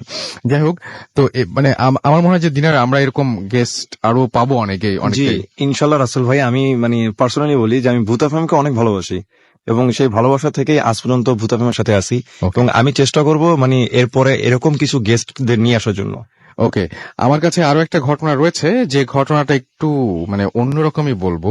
এবং এই ঘটনাটি যার কাছ থেকে আমরা পেয়েছি, তাকে আবার জোগাড় করে দিয়েছেন আমাদের বাবু ভাই, এবং মানে বাবু ভাই আবার মানে যাকে কন্ট্যাক্ট করেছেন, তিনি জোগাড় করেছেন রাজশাহী উত্তরবঙ্গের প্রত্যন্ত কোন জায়গা থেকে, আচ্ছা কোন প্রত্যন্ত একটা এলাকা থেকে এটা করেছেন। যিনি এটা করেছেন তার নাম হচ্ছে, যিনি সংগ্রহ করেছেন ভূত এফএম এর জন্য, তার নাম হচ্ছে আতাউল হাবিব। তিনি গুলশানে থাকেন, নিকেতনে। এবং এই কাহিনীটা তিনি উত্তরবঙ্গের প্রত্যন্ত কোন একটা অঞ্চল থেকে তিনি কালেক্ট করেছেন, এবং এইটার একটা অডিও ক্লিপ তিনি আমাদের জন্য পাঠিয়েছেন, খুব সংগ্রহ করে পাঠিয়েছেন আর কি। তাকে আমার হাবিব ভাই, আপনাকে অনেক অনেক অনেক অনেক ধন্যবাদ জানাচ্ছি। এবং এই ঘটনাটিও বিশেষ ধরনের। তবে এই ঘটনায় যাবার আগে অবশ্যই আমাদের ছোট্ট বিরতিতে যেতে হচ্ছে, এবং বিরতির পরে আমরা এই ঘটনা নিয়ে ফিরে আসছি। সো আমাদের সঙ্গেই থাকুন। আমরা এই ঘটনাটা আসলে বিরতির পরপরই শুনবো, আশা করছি মাঝখানে অন্য কোনো ঘটনা শুনতে পারি, দেখা যাক কি হয়। আপনারা আমাদের সাথে থাকুন। স্টে টিউনড টু রেডিও ফুর্তি অ্যান্ড ডোন্ট স্টপ দ্য ফুর্তি। FM, the night comes alive with Graminphone.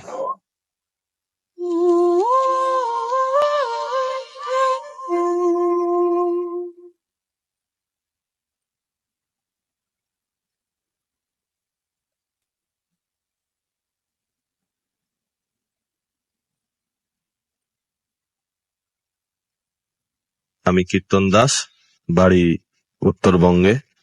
আমি পেশায় একজন রিক্সা চালক। আগে আমি শবদাহ করতাম। 6 মাস আগেও আমি শবদাহ করেছি। 6 মাস আগে ঘটে যাওয়া একটা ঘটনার কারণে এখন আমি রিক্সা চালাই। আমি তখন গ্রামে থাকতাম। আমাদের গ্রামের নামটা বলা যাবে না। আমি সহ আরো 3 জন চিতা পোড়ানোর কাজ করতাম। ওখানে একটা বড় চিতা খোলা আছে। একদিন রাত 11টার সময় আমাদের ডাক পড়ে।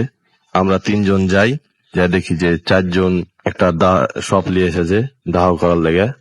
তারপরে আমরা দাহর কাজ শুরু করি। এক সময় ওরা 2 জন চলে যায়। রাত বাড়লে আমাকে রেখে দেয়া, আমাকে শেষ পর্যন্ত থাকতে হয়। আমাকে সব সময় শেষ পর্যন্ত থাকতে হতো, কারণ আমার সাতকার 2 জনের কাজ ছিল শেষ কৃত্যের কাজ করা, আর আমার কাজ ছিল দাহ শেষ না হওয়া পর্যন্ত পাহারা দেওয়া। সেদিন রাতে যেটা হলো, লাশের সাথে যারা এসেছিল ওরা সবাই চলে গেল রাত বাড়ার সাথে সাথে, আর আমার সাথে যারা ছিল ওরাও চলে গেল আমাকে একা পাহারাতে রেখে। চিতা খোলা থেকে আমি একটু দূরে আমার গামছাটা পেড়ে শুয়ে গেলাম, আর চিতা পুড়ছে এটা আমি দেখতে লাগলাম। রাত বাড়ার সাথে সাথে আমার চোখ একটু ভারী হয়ে এলো। তারপরে কিছুক্ষণ পর আমার মনে হলো যে চিতার ওখানে কে একটা কালো কাপড় পরে কি যেন চিতার ভিতর খোঁজাখুঁজি করছে। আমি ভালো করে খেয়াল করে দেখছি যে কেউ নাই। তখন দেখলাম যে কেউ নাই, তখন আবার আমি শুয়ে পড়লাম। রাত তখন 1:30 কি 2টা বাজছে। আমি ঘুমিয়ে গিয়েছিলাম। হঠাৎ ঠান্ডা বাতাসে আমার ঘুম ভেঙে গেল। ঘুম থেকে উঠে দেখছি ওই কালো কাপড় পরা মানুষটাই আবার চিতার ওখানে দাঁড়িয়ে কি একটা খোঁজাখুঁজি করতে করতে এবার চিতার ভিতর হাত ভরে দিল, দিয়ে কি একটা বাহির করে জানে খাওয়া শুরু করে দিল। এটা দেখে আমি হেভি ভয় পেয়ে গেলাম। তারপরে এবার আমি ভয় পেয়ে দৌড় দিলাম। দৌড় দিয়ে আমার সাথে যে দুজন ছিল ওদের বাড়ি গেলাম, যে ওদেরকে ডেকে নিয়ে আসলাম। ডেকে নিয়ে এসে দেখছি যে সবকিছু আগের মতনই আছে, চিতা জ্বলছে। দিয়ে ওরা দুজন আমাকে বললো যে তুই তো ভয় পেয়েছিস। দিয়ে একজন থেকে গেল আর একজন চলে গেল আবার। দিয়ে আমরা কাজ শেষ না হওয়া পর্যন্ত থেকে গেলাম ওখানে। তারপরে আমরা দুজন শুয়ে শুয়ে গল্প করছি। দিয়ে হঠাৎ করে আমি দেখছি যে ওই লোকটা আবার এসেছে, যে চিতার ভিতর খোঁজাখুঁজি করতে করতে জ্বলন্ত চিতার ভিতর নিজের লোকটা ঢুকে গেল। তখন আমাকে আমার সাথের জনা বলছে, দেখলি দেখলি দাদা কি হলো? তারপরে আমি বুঝতে পারলাম যে না, এবার তো তাহলে আমি যা দেখেছি ঠিকই দেখেছি, কারণ আমি দেখেছি তার সাথে সাথে আমার সাথে যে ছিল সেও দেখেছে। দিয়ে আমরা দুজন চিন্তা করতে লাগলাম যে ঠিক আছে এবার দেখি তো কি হয়। দিয়ে আমরা দুজন আর ঘুমাইলাম না। এবার রাত 3টা 3:30টার দিকে হঠাৎ করে মেলা কটা কোত্থেকে চলে আসলো, আইসে চিতার আশপাশে খুব চিল্লাচিল্লি শুরু করে দিয়েছে। দিয়ে একটা কুত্তে চিল্লাতে চিল্লাতে চিতার খুব কাছে চলে গেছে। তখন দেখছি যে ওই জ্বলন্ত চিতার ভিতর থেকে একটা কালো হাত বাড়িয়ে কুত্তাটাকে ধরে চিতার ভিতর ভরে এল। দিয়ে আমরা এটা দেখে ভয়ে আমরা দুজনে একসাথে আবার দৌড় দিয়েছি গ্রামের দিকে। তারপরে আমরা দুজন দৌড়তে দৌড়তে আমাদের তৃতীয় সঙ্গীর বাড়ির উঠোনে যে আমরা দুজনে একসাথে চিল্লে অজ্ঞান হয়ে গেলাম। যে আমাদের যখন জ্ঞান ফিরলো তখন সকাল হয়ে গেছে। দেখছি গ্রামের মেলা লোক এসেছে, এসে আমাদেরকে জিজ্ঞেস করছে যে কি হয়েছে। যে আমরা আমাদের সব ঘটনা খুলে বলার পর লাশের আত্মীয় স্বজন যারা ছিল ওদেরকে আমরা খবর দিলাম। ওরা আসলো, যে আমরা একসাথে ওই চিতা খোলার যে দেখছি যে ওখানে চিতা পোড়ার কোনো ছাই নাই। দেখছি যে ওখানে খালি একটা কুত্তা পোড়া অবস্থায় পড়ে আছে, আর গায়ে অর্ধেক মাংস নাই। মনে হচ্ছে কিছু যেন ছিঁড়ে ছিঁড়ে খেয়েছে কুত্তাটাকে। গ্রামের লোকজন মনে হয় কিছু বুঝতে পেরেছে, বুঝতে পেরে সবের আত্মীয় স্বজনকে ধরে জিজ্ঞেস করেছে, বলেন তো ভাই আসলে ব্যাপার কি। তখন ওরা বলছে যে এই লোক জাদুটোনা করতে লেগে একটা শনি কাটানোর সময় গতকাল রাতে হঠাৎ করে মারা গেছে। দিয়ে এর লেগে তাড়াহুড়া করে গতকাল রাতে ওকে পোড়ানোর লেগে নিয়ে এসেছিল। তার আগেও ওখানে মেলা রকম ঘটনা, ছোটখাটো ঘটনা ঘটেছে, কিন্তু আমি অত গা লাড়া দিইনি। কিন্তু এই ঘটনা ঘটার পর থেকে ওখানে আরো অনেক মেলা রকম বড় বড় ঘটনা ঘটেছে। Bhoot FM. The night comes alive with Graminphone.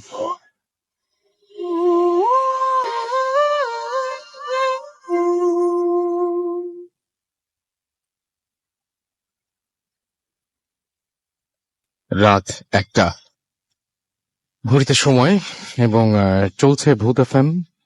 আর ভূত এফএম এখন আরো বেশি ভয়ের, এবং আমরা সেটা চেষ্টা করছি সবসময় উইথ গ্রামীণফোন।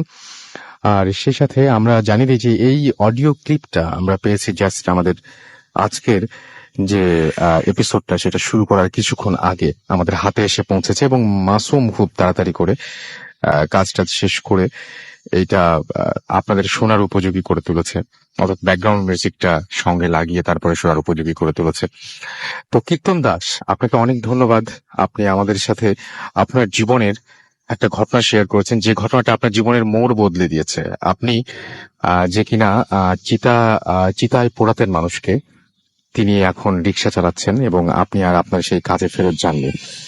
তো এরকম ঘটনা আসলে বাংলাদেশের বিভিন্ন জায়গায় আছে, কে বলে ঘটনা নাই? ঘটনা এখন অসংখ্য ঘটনা এরকম ছড়িয়ে ছিটিয়ে আছে। শুধু দরকার আমাদের আপনাদের সহযোগিতা। আজকে হাবিব ভাই এই ঘটনা না পাঠালে আমরা হয়তো এই ঘটনাটা কোনোদিন আপনার সাথে শেয়ার করতেই পারতাম না। বাট এরকম একটা ঘটনা আমার মনে হয় যে ভূত এফএমের কোনো এপিসোডে এরকম ধরনের কোনো ঘটনা আমরা পাইনি, যে ঘটনায় একজন মানুষ, যে মানুষ চিতাতে মানুষকে পোড়াতেন, তার জীবন বদলে দিয়েছে এবং তিনি এখন রিক্সা চালান। সো আপনারা বাংলাদেশে যেখানেই থাকুন না কেন বা বিশ্বের যেখানেই থাকেন না কেন, আপনারা যদি আপনাদের চারপাশের মানুষগুলোকে একটু ভালোভাবে দেখেন, একটু যদি জানেন আর আমাদের কাছে জানিয়ে দিন, জানিয়ে দেন, তাহলে আরো অসংখ্য মানুষ তাদের সম্পর্কে জানতে পারবে এবং আরো কত কিছু, মানে আমরা আমরা আসলে অনেক কিছু রহস্য যেমন জেনে ফেলেছি, আমরা এই বিজ্ঞানের যুগে আমরা অনেক কিছু রহস্য যেমন জেনে ফেলেছি, অনেক কিছু রহস্য নিয়ে আমাদের এখন আর মাথা ব্যথাও নেই আসলে। আমি একটা ডকুমেন্টারি দেখছিলাম কয়েকদিন আগে, এবং আপনারা জানেন যে মালয়েশিয়ার একটা এয়ারলাইন্স, মালয়েশিয়া এয়ারলাইন্স এর একটা বিমান, সেই বিমানটির কোনো খোঁজ খবর পাওয়া যাচ্ছে না। এটা নিয়ে আমি বিভিন্ন জায়গায় খোঁজ খবর করতে করতেই একটা অদ্ভুত নিউজ দেখলাম। সেখানে একজন ভদ্রলোক বলছেন যে আমরা তো মহাকাশের রহস্য জানতে ব্যস্ত হয়ে গেছি, আমরা পৃথিবীর অনেক রহস্যকে এখন ইগনোর করি, আমরা অনেক রহস্য এখনো জানি না, আমাদের চারপাশে এমন ঘটনা ঘটে যে সমস্ত ঘটনা নিয়ে আমাদের এখন আর মাথা ব্যথা নাই। আমরা কতটুকু চিনি আমাদের এই সমুদ্রকে, কতটুকু চিনি আমরা আমাদের চারপাশকে। সত্যিই তাই, আমাদের চারপাশকে আমরা ঠিক ভালোভাবে চিনি না। আমরা যেটা চেষ্টা করছি সেটা হচ্ছে চারপাশটাকে একটু ভালোভাবে চেনাতে। সবসময় যে ভয় পেতেই হবে তা না, কিন্তু আপনার চারপাশে কত রহস্যময় ঘটনা ঘটে সেটা দেখুন। যাই হোক, আমাদেরকে লিখেছেন প্রত্যয় বরিশাল থেকে যে ভূত এফএম এখন সেই লেভেলে বস।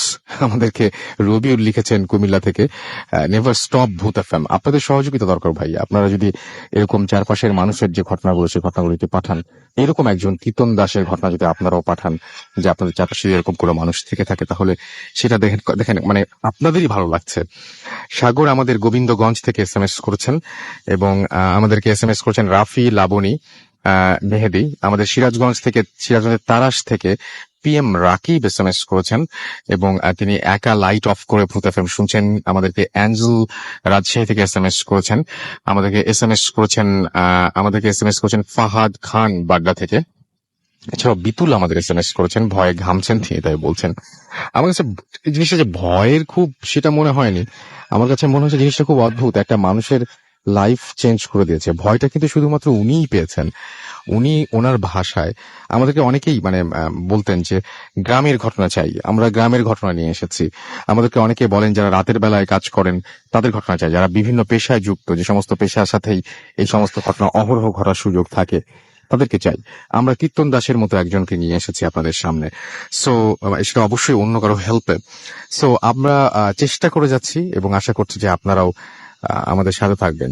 আমাদেরকে এসএমএস করেছেন দেখতে পাচ্ছি এছাড়াও খোকন, এবং আজকের ভূত এফএম জোস হচ্ছে লিখেছেন কাশিম রেজা, আমাদের এসএমএস করেছেন শ্যামলী থেকে।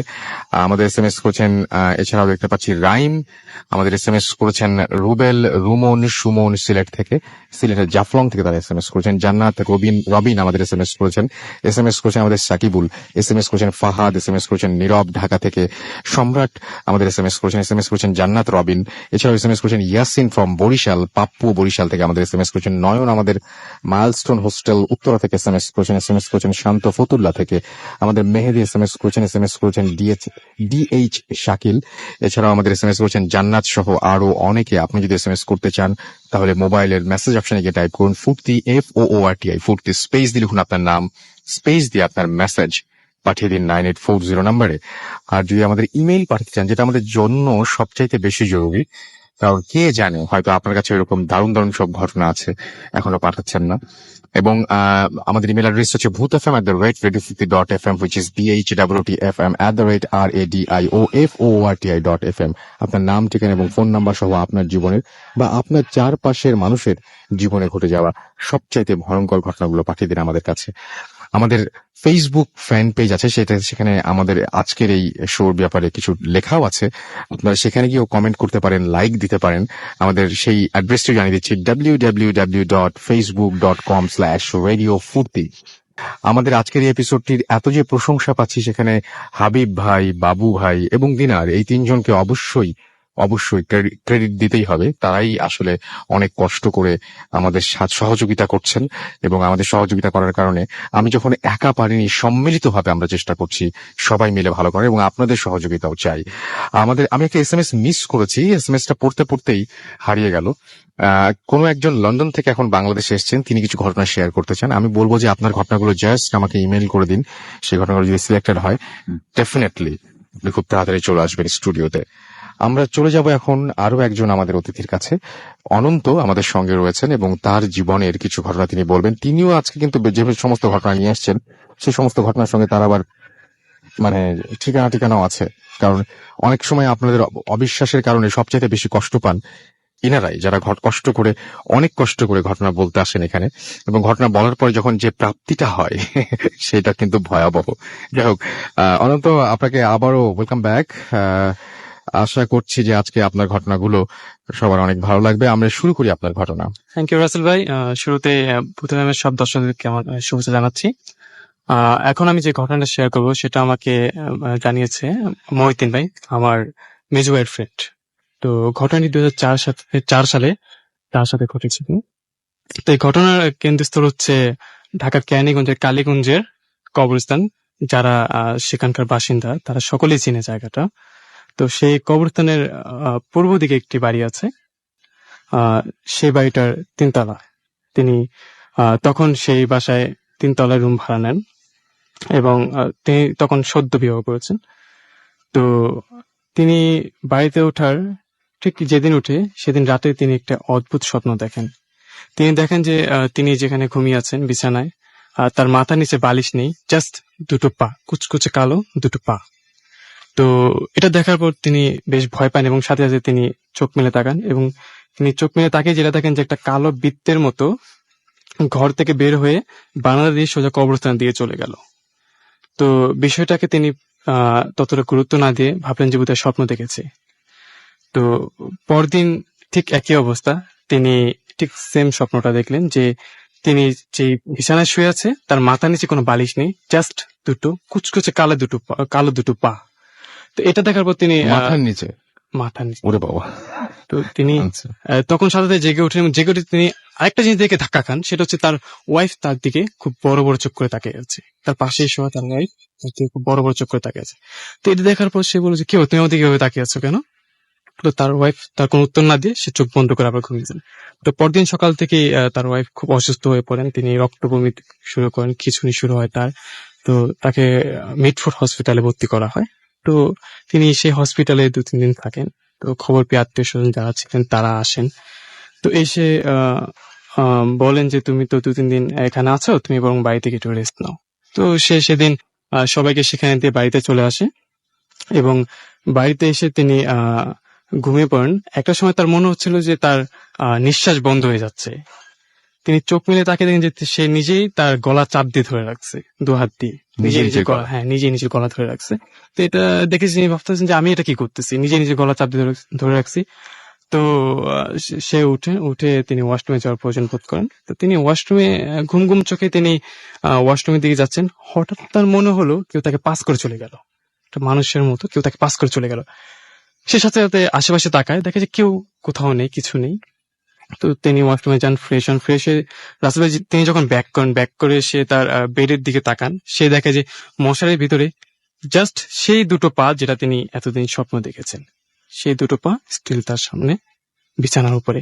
এটা দেখার পর তিনি প্রচন্ড ভয় পান, এবং সাথে সাথে তিনি সেই ঘর থেকে বের হয়ে যান। বের হয়ে তিনি আশেপাশে যারা নিচতলা ভাড়াটিয়া ছিল তাদের সাথে তিনি বিষয়টা সবাইকে বলেন, এবং পরবর্তীতে বিষয়টা তারা আসলে তার কাছে খুলে বলে যে এই রুমটার মধ্যে এর আগে অনেক ভাড়াটিয়া ছিল, তারা কেউ থাকতে পারেনি। অনেক ওজা দেখানো হয়েছে, অনেক হুজুর এসেছে। তারা একটাই কথা বলে যে এই রুমটার ভিতর দিয়ে খারাপ জিনদের যাতায়াত আছে, তারা চায় না যে এই রুমে কেউ বসবাস করুক।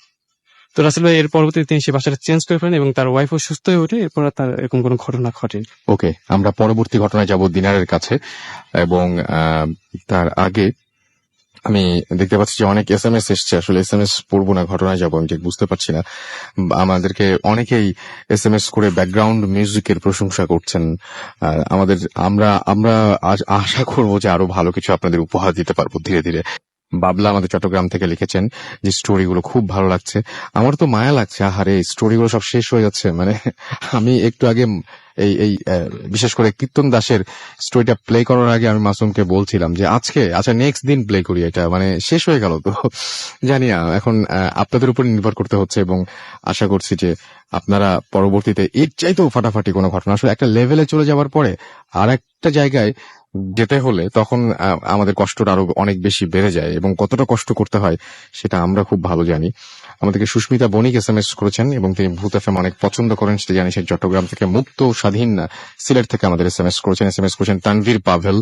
আমাদের SMS করেছেন ফুর্তি, আচ্ছা নামটা পড়তে পারলাম না। আমাদের SMS করেছেন দেব, আমাদেরকে SMS করেছেন এছাড়া নজরুল রুবেল, ফাহাদ ইমতিয়াজ চাঁদপুর থেকে আমাদের SMS করেছেন। আমাদেরকে SMS করেছেন অনিকা মিরপুর থেকে।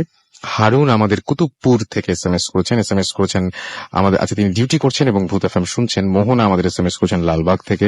সজ্জাদ আমাদের SMS করেছেন কবির জিনজিরা থেকে। আমাদের SMS করেছেন সফিয়া। এছাড়া আমাদের SMS করেছেন ইয়াসিন। SMS করেছেন আমাদেরকে নাদিম হাসান ঢাকা থেকে। SMS করেছেন আমাদেরকে তাজিম।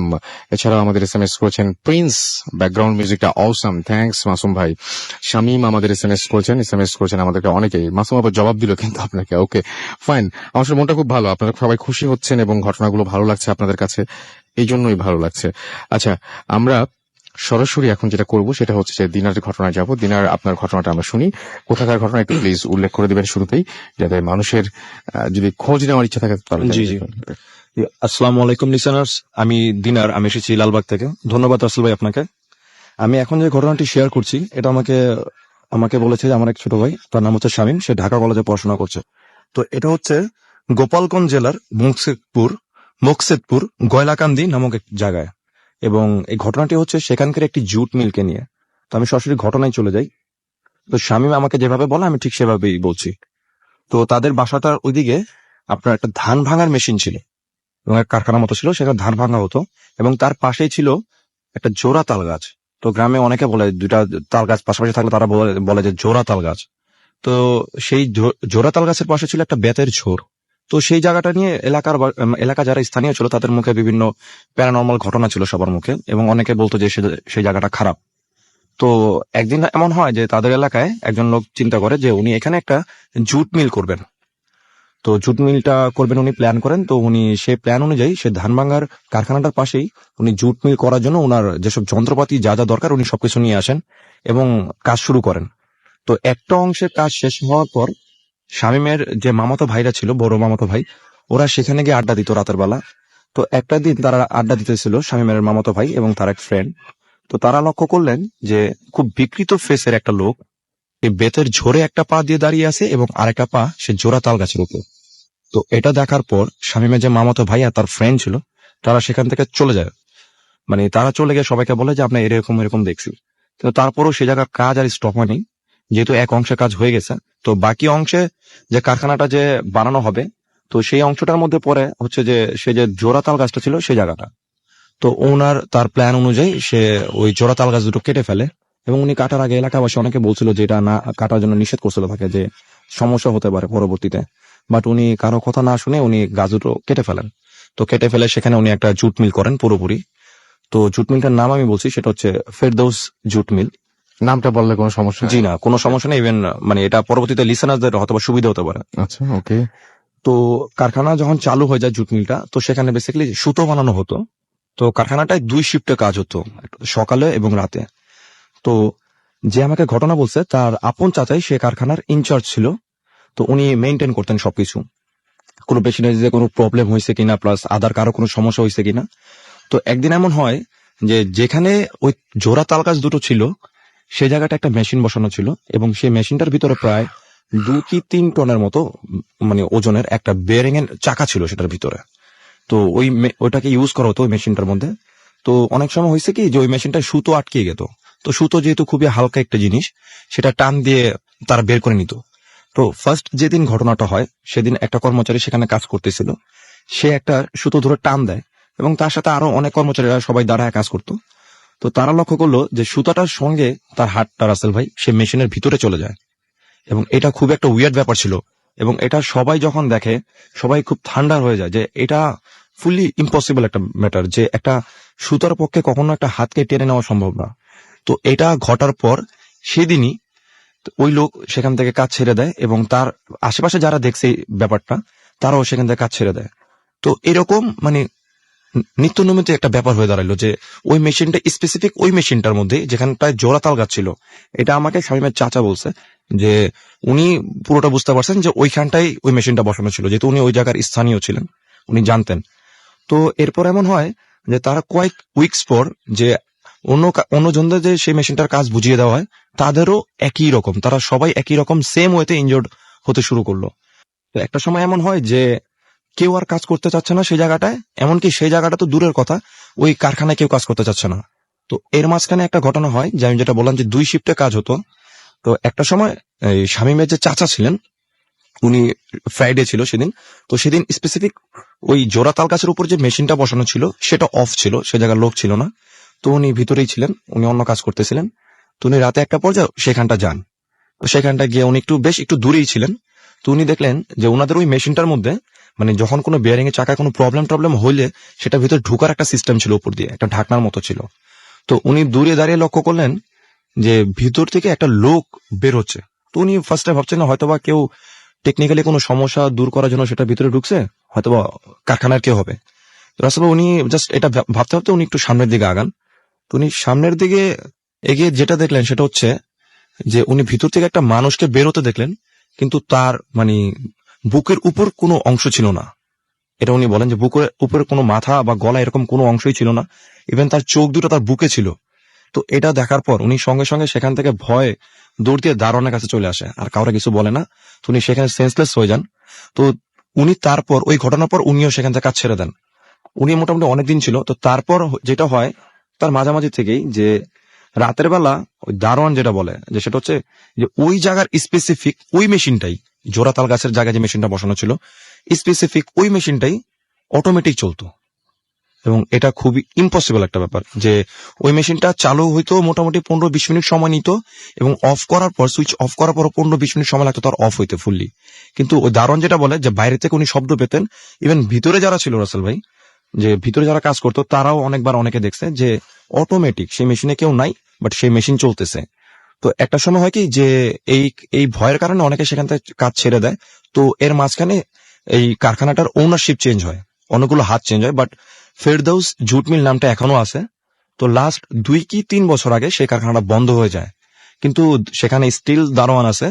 বাট সে দারোয়ানের কথা হচ্ছে, এবং সে এলাকা যারা আছে, শামীম আমাকে কদিন আগেও সেখান থেকে ঘুরে আসছে, সে বলছে যে ভাই স্টিল নাও এখনো ওই সমস্যাটা ওই জায়গায়।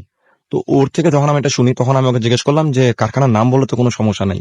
তখন ও বললো যে না, মোটামুটি আমাদের এলাকা সবাই জানে, আপনি বলতে পারেন।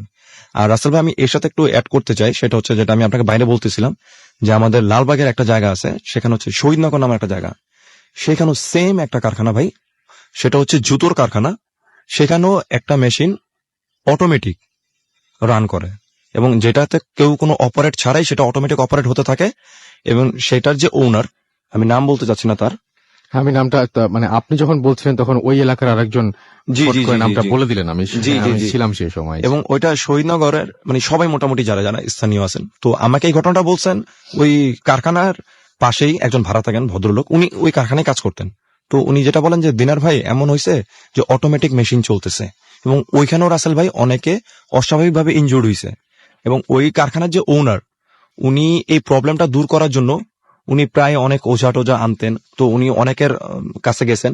তো উনি কিছুদিন পর পরে আমরা শুনতাম যে উনি বিভিন্ন খাসি বলি দেন ওই জায়গাটায়। তো স্পেসিফিক এখন উনি যেটা করছেন যে উনি ওনার কারখানায় স্টিল একজন ওঝা রাখছেন, যার দায়িত্ব হচ্ছে যে এই প্রবলেমটাকে সলভ করার জন্য।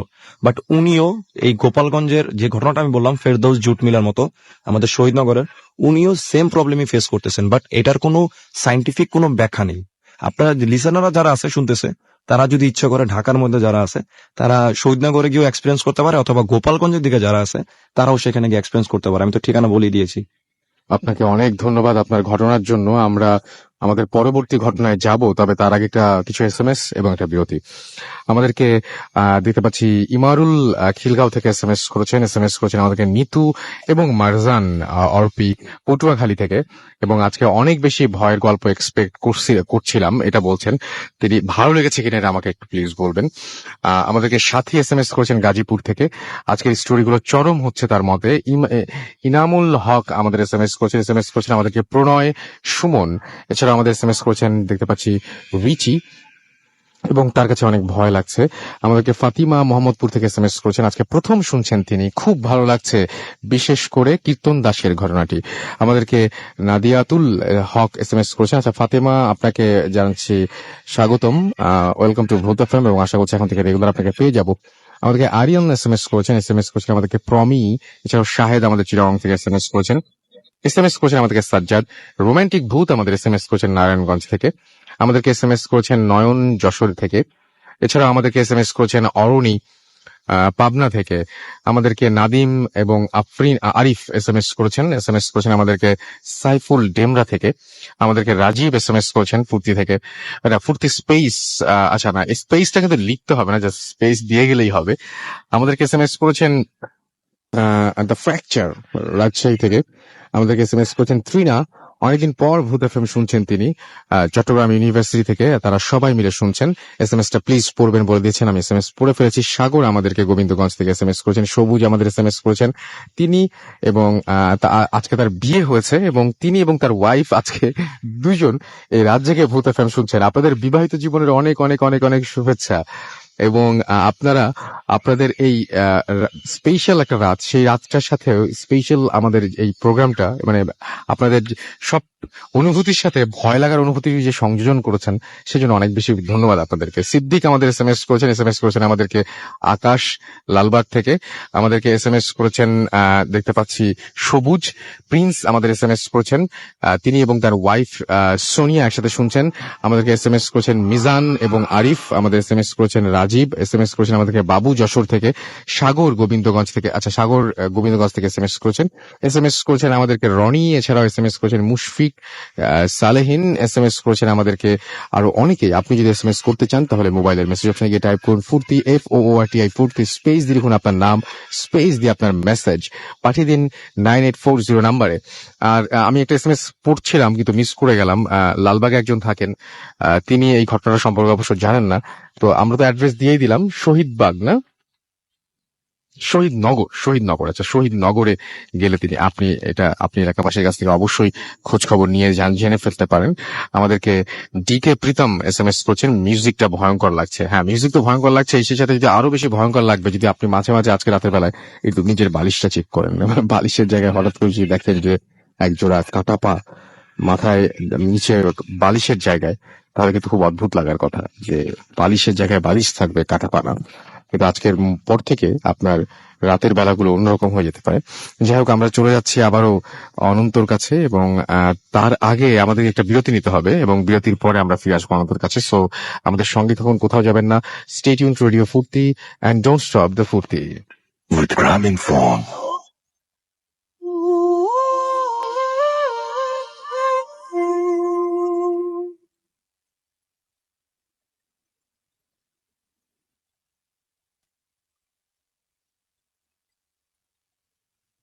ঘড়িতে সময় রাত 1:28। আমি রাসেল আছি, সাথে আমার সাথে রয়েছে মাসুম এবং আজকের অতিথিরা। আর আপনারা শুনছেন ভূত এফএম, আর ভূত এফএম এখন বেশ অন্যরকম উইথ গ্রামীণ ফোন। আমরা আপনাদের সহযোগিতা নিয়ে যেতে চাই বহুদূর। সো আমাদের সাথেই থাকুন। আমাদের ফেসবুক অ্যাড্রেসটা দিয়ে দেওয়া হয়নি। আমাদের ফেসবুক অ্যাড্রেসটি হচ্ছে www.facebook.com/radiofurti।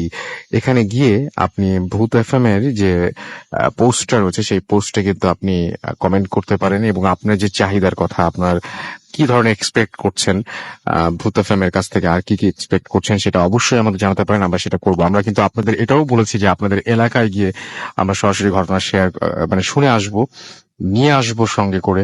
আপনাদের এলাকা থেকে সরাসরি ভূত এফএম করার আমাদের ইচ্ছাও রয়েছে, এবং গরমের রাতে আউটডোরে ভূত এফএম মোটেও খারাপ লাগবে না, খুব ভালো লাগার কথা। যাই হোক, আমরা চলে যাচ্ছি অনন্তর কাছে, অনন্তর ঘটনা শোনার জন্য। রাসেল ভাই, আমি এখন যে ঘটনাটি বলবো এটা ঢাকার শনিয়াকড়ার ঘটনা। ঘটনাটি যারা সেখানকার অনেক পুরনো তারা সবাই জানে এই ঘটনাটি। তো শনিয়াকড়া যখন নতুন নতুন ঘর বাড়ি ওটা স্টার্ট হলো, তো তখন একটা ফ্যামিলি এসেছিল, তো যার নাম ছিল হচ্ছে শাহ আলম। তো তারা একটি বাসা ভাড়া নেয়। তো বাসাটা একতলা ছিল, তো বাইরেওয়ালা ছিল না বাসার মধ্যে কোনো। তো তারা বাসাটা ভাড়া নেওয়ার পর প্রথম 2-1 দিন খুব ভালো যায়। তো তাদের একটা বেবি ছিল 2.5-3 বছরের। তো একদিন ওই শাহ আলম ভাইয়ের ওয়াইফ কিচেনে ছিল, তো তার বেবিটা বাড়িতে খেলা করছিল, ঘুরে ঘুরে খেলা করছিল। তো তাদের যে সামনে যে গেস্ট রুমটা ছিল, তো হঠাৎ যে শাহ আলম ভাইয়ের ওয়াইফ শুনতে পায় যে বেবিটা সে রুমে গিয়ে হাসাহাসি করছে, একা একা ছোটাছুটি করছে। তো সে নর্মালি ভেবে সে হেঁটে যায়, গিয়ে সে দরজার সামনে দাঁড়িয়ে একটা দৃশ্য দেখে সে খুব থমকে যায়। সে দেখে যে খুব বড় একটা ছায়া দেয়ালের মধ্যে, আর বেবিটা সেই ছায়াটাকে ধরছে আর হাসাহাসি করছে। তো সেই রুমের ভিতরে ঢোকার সাথে সাথে ছায়াটা অদৃশ্য হয়ে যায়। তো রাতে শাহ আলম ভাই অফিস থেকে আসলে সে বিষয়টা তার হাজবেন্ডকে জানায়। তো তার হাজবেন্ড বিষয়টা আসলে নর্মালি ভাবে নেয়, কারণ ঢাকার ব্যস্ততম এমন একটি জায়গায় এমন কিছু করতে পারে, সে প্রথমে সেটা বিশ্বাস করতে পারেনি। তো ঠিক সেদিন রাতেই তিনি ঘুমিয়ে আছেন। তো হঠাৎ একটা টাইম তার ঘুম ভেঙে যায় এবং তিনি দেখতে পান যে তার পাশে তার ওয়াইফ নেই।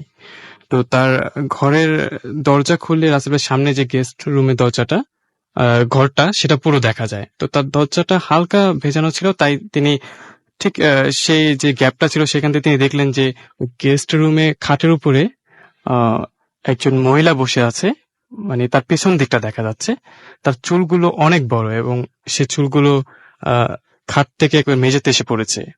তো প্রথমে তিনি ঘুম ঘুম চোখে ভাবেন যে তার ওয়াইফ, কিন্তু চুলগুলো দিয়ে তাকে তিনি সাথে সাথে লাফিয়ে ওঠেন এবং পরক্ষণে তার ওয়াইফ ওয়াশরুম থেকে আসেন এবং বলে যে তুমি এখানে, তাহলে ওখানে কি?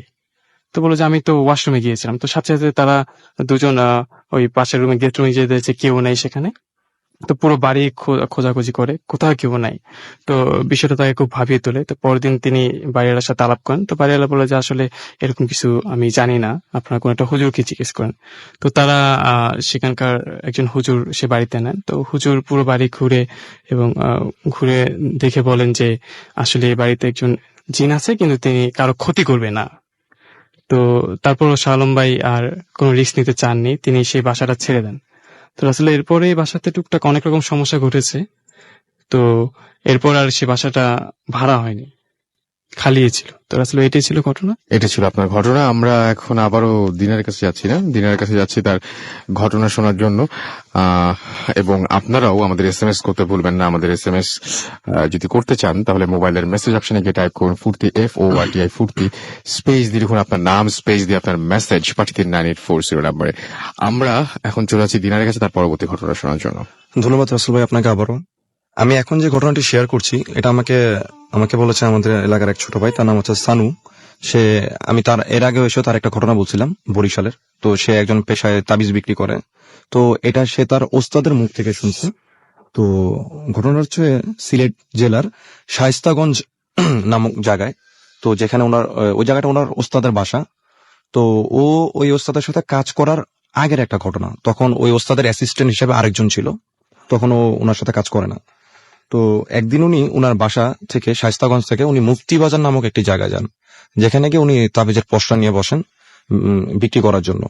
তো উনি আসরের সময় চলে যান সেখানটায়। তো উনি আসর নামাজ শেষ করে সেখানে উনি ওনার তাবিজের পসরা নিয়ে বসেন। তো বসার পর উনি ভালোই বিক্রি করতেছিলেন, যেহেতু উনার যে অ্যাসিস্ট্যান্টটা ছিল তার কাজ ছিল সে কাস্টমার থেকে অর্ডার নিচ্ছিল এবং তাবিজ দিচ্ছিল হুজুর থেকে নিয়ে, আর হুজুর মাইকে বয়ান করতেছিল।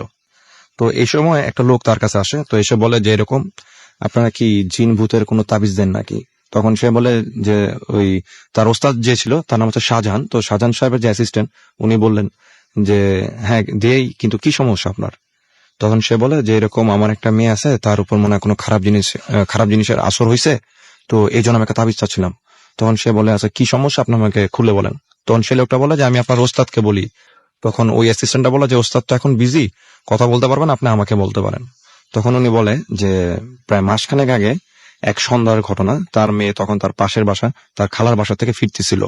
তো তার মেয়ে করে কি রাস্তা দিয়ে না আসে, তাদের বাসার পিছনে যে বাঁশঝাড় ছিল সেদিক দিয়ে আসে। তো সেদিক দিয়ে আসার পর থেকেই মানে ঠিক তখন থেকেই সে ঘরের মধ্যে সব অ্যাবনর্মাল ব্যবহার করা শুরু করে সবার সাথে, এবং যাকে না তাকে সে যাকেই পাচ্ছে তার সামনে তাকেই মানে খামচি দিচ্ছে, নখের আঁচড় দিচ্ছে, মারতে চাচ্ছে। তো এটা এরকম সে খারাপ ব্যবহার করতেছে সবার সাথে। আর একটা সময় এমন হয় যে এটা তার বাবা বলে ওই অ্যাসিস্ট্যান্টকে যে সে টয়লেটে যাচ্ছে রাসেল ভাই, বাট সে যখন টয়লেট থেকে ব্যাক করতেছে তার হাতে বিভিন্ন ধরনের ফ্রুটস থাকতো। তো এই জিনিসটা খুব উইয়ার্ড ছিল যে সে তার বিভিন্ন ধরনের ফল থাকতো। তখন তার আম্মা বা অন্য কেউ যখন তাকে জিজ্ঞেস করতো যে তুই এগুলো টয়লেটের ভিতরে কোত্থেকে পাইছিস, তো সে তখন কারো কোনো কথার অ্যান্সার না দিয়ে মানে সে চলে আসতো ঘরের মধ্যে এবং খুবই অন্য ধরনের ব্যবহার করতো সবার সাথে। আর একদিন যেটা হয় যে ওনারা সবাই ঘুম থেকে উঠেন ফজরের সময়, উঠে দেখেন যে তার মেয়ে ঘরে নেই। এটা উনি সব ওই অ্যাসিস্ট্যান্টকে খুলে বলেন যে ঘরে নেই, এবং তাকে ঘরের দরজা ভিতর দিয়ে লাগানো ছিল। তো তখন তার বাবা ঘর থেকে বেরিয়ে দেখেন যে তাদের বাসার উঠানো একটা গাছ ছিল, পেয়ারা গাছ ছিল। সে পেয়ারা গাছের একেবারে মগ ডালে বসা, কিন্তু যেখানটা মানে কোনো মানুষের বসা সম্ভবই না, যে ওখানটা বসলে বেসিক্যালি ভেঙে পড়ে যাওয়ার কথা, কিন্তু তার মেয়েকে তারা সেখানে আবিষ্কার করে এবং সে সেখানে বসে পা দুলাচ্ছে। তো এটা দেখার পর তারা উঠে তাকে সেখান থেকে নামায় ঘরে রাখে।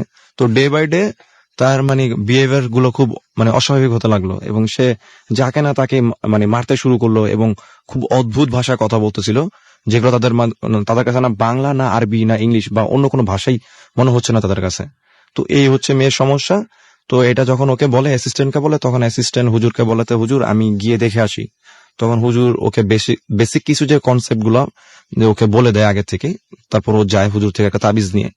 তো সে যখন রাসেল ভাই তার বাবার সাথে তাদের বাসায় যায়, তো বাসায় গিয়ে সে দেখে যে একটা রুমের মধ্যে দূরে একটা মেয়েকে মানে শিকল দিয়ে বাঁধা পায়ে, এবং হাতে জাস্ট কাপড় দিয়ে হাত দুটো তার বাঁধা, এবং সে তার চুলগুলো সামনে ফেলে বসে আছে। তখন তার বাবা বলতেছে যে এটাই হচ্ছে আমার মেয়ে, ওকে বেঁধে রাখছি কেন ও যাকে না তাকে মারতে চায়। তো ও অ্যাসিস্ট্যান্টটা যখন সেই রুমের ভিতরে ঢুকে, সাথে তার বাবা ছিল মেয়েটার এবং তার একটা ছোট ভাই ছিল। তো ঢোকার সঙ্গে সঙ্গেই মেয়েটা তার দিকে তাকায় বলে যে তুই না তাবিজ বিক্রি করতে আসছিস, তুই এখানে কেন আসছিস, তুই তোর কাজে চলে যা। তো এটা বলার সঙ্গে সঙ্গে সে অ্যাসিস্ট্যান্ট একটু ভয় পেয়ে যায়। তারও খুব কম বয়স ছিল, সে ভয় পেয়ে যায়, কিন্তু সে যেহেতু একটা কাজে আসছে তো তাকে তো সেই কাজটা করতে হবে। তো হুজুর তাকে বলে দিছিল যে এই তাবিজটা নিয়ে, তাবিজে যে সুতোটা ছিল সেটা সঙ্গে সঙ্গে তার বাম হাতের যে কনিষ্ঠ আঙ্গুলটা ছিল সেখানটা বেঁধে তার মানে তার নখে চাপ দিয়ে ধরতে। তো সে অনুযায়ী সেটাকে যখন করতে যায়, তখন তাবিজটা মোটামুটি তার বাম হাতের কনিষ্ঠ আঙ্গুলে সে বেঁধে ফেলে সেই যখন নখে তার চাপ দিয়ে জিজ্ঞেস করতে যাবে, সেই তখনই সে মেয়েটার হাত দুটো সে খুলে ফেলে, এবং খুলে ফেলার পর তার মানে যে ফেসের মধ্যে খুব বিশ্রী ভাবে নখের আসর পড়ে। তো আসলে সেটা হচ্ছে যে তার মেয়ের নখগুলো কিন্তু ছোট ছিল, কিন্তু তার চেহারায় যে নখের আঁচড়গুলো পড়ছে সেগুলো মানে মনে হচ্ছে যে বড় নখ আছে এমন কোনো প্রাণী বা অন্য কারো মানে থাবা এরকম কিছু। তো এটার সঙ্গে সঙ্গে তার বাবা আর তার যে ভাই ছিল তারা দুজন মিলে ওই মেয়েটাকে ধরে, এবং ধরে তাকে আবার বেঁধে তার যে অ্যাসিস্ট্যান্ট আসছিল যে ইনজুর্ড হয়েছে একটু আগে, তাকে তারা পাশের রুমে নিয়ে যায়। তো তাকে তারা পাশের রুমে নিয়ে গিয়ে তারা আবার বাজারে যায়। বাজারে গিয়ে তার সেই যে হুজুর ছিল, তার যে ওস্তাদ ছিল শাহজাহান সাহেব, তাকে গিয়ে বলে যে এরকম আপনি যাকে পাঠাইছেন সে তো আহত হয়েছে, আপনি একটু তাড়াতাড়ি আসেন। তো উনি আসরের নামাজ তখন শেষ হয়ে গেছে, তো উনি সবকিছু বন্ধ করে দিয়ে ওনাদের সাথে চলে আসেন ওনাদের বাসায়। তো উনি বাসায় চলে আসার পর যখন বলে যে এই রুম, তো উনি ওনার অ্যাসিস্ট্যান্টকে না দেখে সেই রুমে ঢুকেন, এবং উনি রুমে ঢোকার সময় বলেন যে আপনাদের যদি মন চায় বাইরেও থাকতে পারেন অথবা ভিতরে আসতে পারেন, কারণ উনি দরজা লাগিয়ে দিবেন ভিতরে ঢুকে। তো ওনার বাবা আর ওনার ভাই দুজনই যায় সাথে ভিতরে। তো উনি দরজা লাগিয়ে দিয়ে মেয়েটা যেখানটায় বসা ছিল সেখানটা থেকে তার বরাবর উনি একটা সার্কেল আঁকেন মাটিতে। তো সার্কেল আঁকার পর উনি সেখানটায় বসেন এবং মেয়েটাও সার্কেলের মধ্যেই ছিল। তো উনি যখন রুমে ঢুকেন তখন সে মেয়ে তাকে দেখো সেম একই কথা আরেকবার বলে যে তোর লকেট তোর সাথেরটারও মারছি, এবার তোরও মারুম, তুইও চলে যা। তো উনি এইগুলাতে ভয় পান না, কজ উনি এইসব কাজে অভ্যস্ত। তো উনি সঙ্গে সঙ্গে তার হাতে যে তাবিজটা ছিল সেটা তার বাম হাতের কনিষ্ঠ আঙ্গুলে পেঁচিয়ে তাকে জিজ্ঞেস করে যে তুই কোত্থেকে আসছিস। তো সে কোনো কথার অ্যান্সার না দিয়ে সে শুধু মাথা নাড়তেছিল যে সে এই ধরনের কোনো কোশ্চেনের অ্যান্সারই দিবে না। তো এরকম সে অনেকক্ষণ জোরাজোরি করার পর সে মানে বলতে রাজি হয়, যে সে বলে যে তার মধ্যে যে জিনিসটা প্রসেস হয়েছে, সে মেয়েটা যে যার ধারা, সে বলে যে ওই এরকম বাঁশঝাড়ের মধ্যে দিয়ে আসতেছিল, তখন আমি সেই দিক দিয়ে মানে যাচ্ছিলাম, তো তখন আমি তার উপর ভর করি। তো এখন সে হুজুর বলে যে আচ্ছা তুমি তাকে ওকে ছেড়ে চলে যাও, পরেও সে মানে কোনো কিছুতে তাকে ছাড়তে রাজি না। সে মানে মানে ঠিকই করে ফেলছে যে ওকে সে নিয়ে যাবে এখান থেকে। তো হুজুর অনেক কথা টথা বলার পর হুজুরের সাথে সে রাজি হয় যে সে এখান থেকে চলে যাবে, কিন্তু তার রিকোয়ারমেন্টস হচ্ছে যে সে যে বাঁশঝাড়ের যে রাস্তাটা ছিল রাস্তাটার সাথে সেখানটা একটা খাসি রেখে আসতে হবে বেঁধে। আর উনি তখন হুজুর বলে যে তুমি যে চলে যাবা এটার প্রুফ কি থাকবে। তখন সে বলে যে রাসেল ভাই আমি জুতোয় এই বাসার যে কারো একজনের জুতোয় কামড় দিয়ে চলে যাব। তো হুজুর বলে আচ্ছা ঠিক আছে, তুমি তাহলে কামড় দিয়ে যাও, আমি খাসি রাখতেছি। তো এটা বলার সঙ্গে সঙ্গে সে মেয়েটা রাসেল ভাই সেখান থেকে উঠে বসে। তো হুজুর তার বাবার পারমিশন নিয়ে তার পায়ের যে শিকল ছিল সেটা খুলে দেয়। তো খুলে দেওয়ার সঙ্গে সঙ্গে সে রুম থেকে বের হয় এবং সে কোনো রকম হাতের স্পর্শ না করে উঠানে রাখা কারো একজনের স্যান্ডেলে সে মুখ দিয়ে দাঁত দিয়ে কামড় দিয়ে সেই স্যান্ডেলটা ধরে সেই বাসঝাড়টার দিকে হাঁটা দেয় এবং সেখানটা গিয়ে সে সেন্সলেস হয়ে পড়ে যায়। এবং তারপরই হুজুর তার বাসার লোকজনদেরকে একটি খাসি আনান। তো খাসি আনিয়ে সেখানে রেখে দেন, কিন্তু সকালে বেলা যখন তারা ঘুম থেকে ওঠে সকালবেলা, তো সেখানে তারা কোনো খাসি পায়নি। আর তারপর থেকে তার মেয়ে মানে ওই ধরনের যে জিনিসটা তাকে ভর করছিল তার থেকে মুক্তি পায়। রাসেল ভাই, এই ছিল আমার ঘটনা। আপনাকে অনেক ধন্যবাদ। আমাদেরকে ছোট্ট বিজ্ঞাপন বিরতিতে যেতে হচ্ছে এবং তারপরে আবারও ফিরে আসছি। আমাদের সাথে থাকুন। স্টে টিউনড রেডিও ফুর্তি অ্যান্ড ডোন্ট স্টপ দ্য ফুর্তি।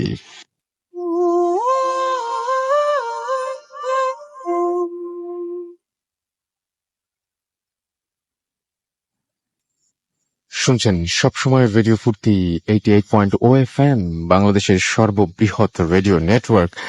আর চলছে ভূত এফএম। আর এখন ভূত এফএম অনেকটাই অন্যরকম এবং সেই সাথে আরো বেশি ভয়ের উইথ গ্রামীণ ফোন।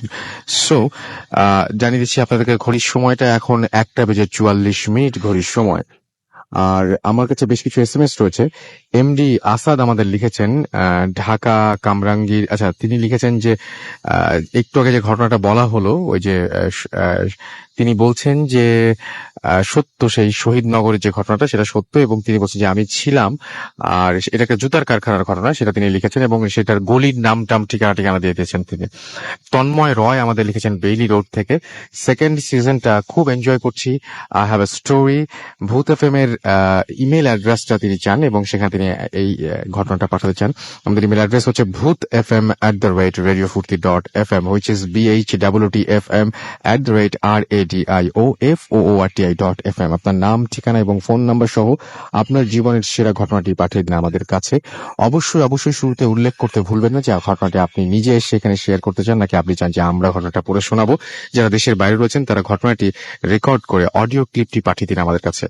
আমাদেরকে এছাড়াও এসএমএস করেছেন, দেখতে পাচ্ছি যে অমি, তিনি বলছেন যে মালয়েশিয়া এয়ারলাইন্সের যে নিখোঁজ হওয়ার যে ব্যাখ্যাটা, সেটা মানে ঘটনাটা, সেটার কোনো ব্যাখ্যা আমার কাছে আছে কিনা। ভাই, এটার কোনো ব্যাখ্যা তো আমার কাছে নেই, তবে এই ব্যাপারে আমি আপনাকে জানিয়ে দিতে পারবো যদি আমি পরবর্তীতে মানে কোনো এটা রহস্য কেউ ভেদ করে বা এটা যদি আসলেই রহস্যের কিছু হয়, সেটা আমি যখন জানতে পারবো তখন আপনাকে আমি জানিয়ে দেবো। তার আগে আমি তো আগে থেকে গেস করে কিছু বলতে পারবো না। এখানে যারা আসেন তাদের মধ্যে অনেকে এরকম গেস করতে পারেন, অনেকে অনেক বিচক্ষণ, বিজ্ঞ, অনেক কিছু, কিন্তু আমি আসলে কিছুই না। আমি জাস্ট তাদের সাথে আপনাদের পরিচয় করিয়ে দেই।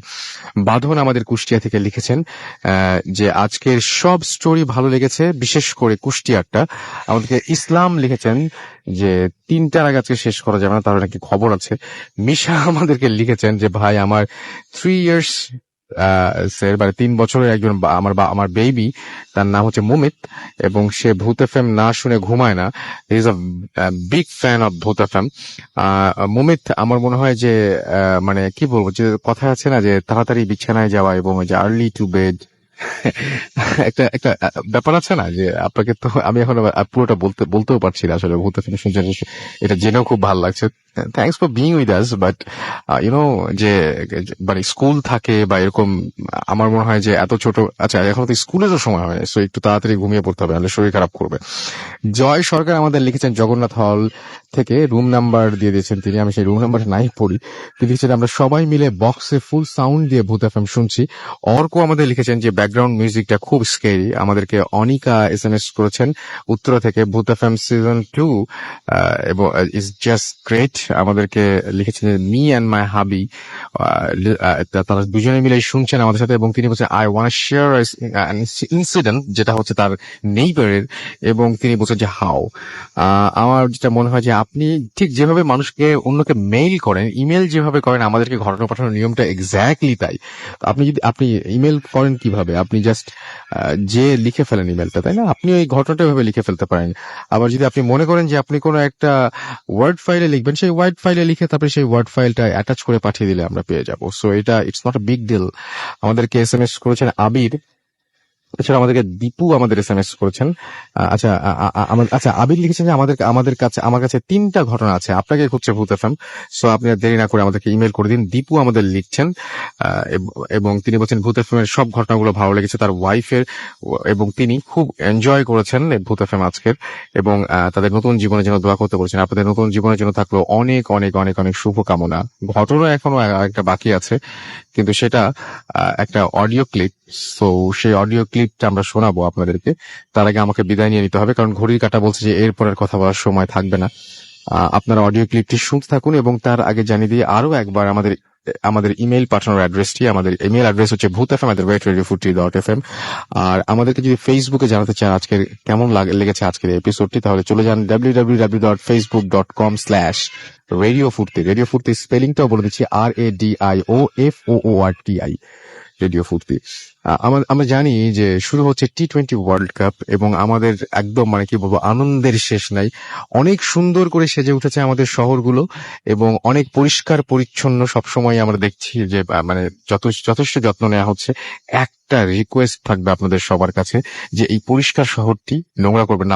আমাকে দেখতে হয়েছে যে ভাই বলছি যে জাস্ট কিছু পরিষ্কার করার কিছুক্ষণ পরেই বেশ কিছু কাগজের প্যাকেট ঠোঙা খোসা হ্যান ত্যান এই সমস্ত কিছু আর কি, এটা করবেন না প্লিজ।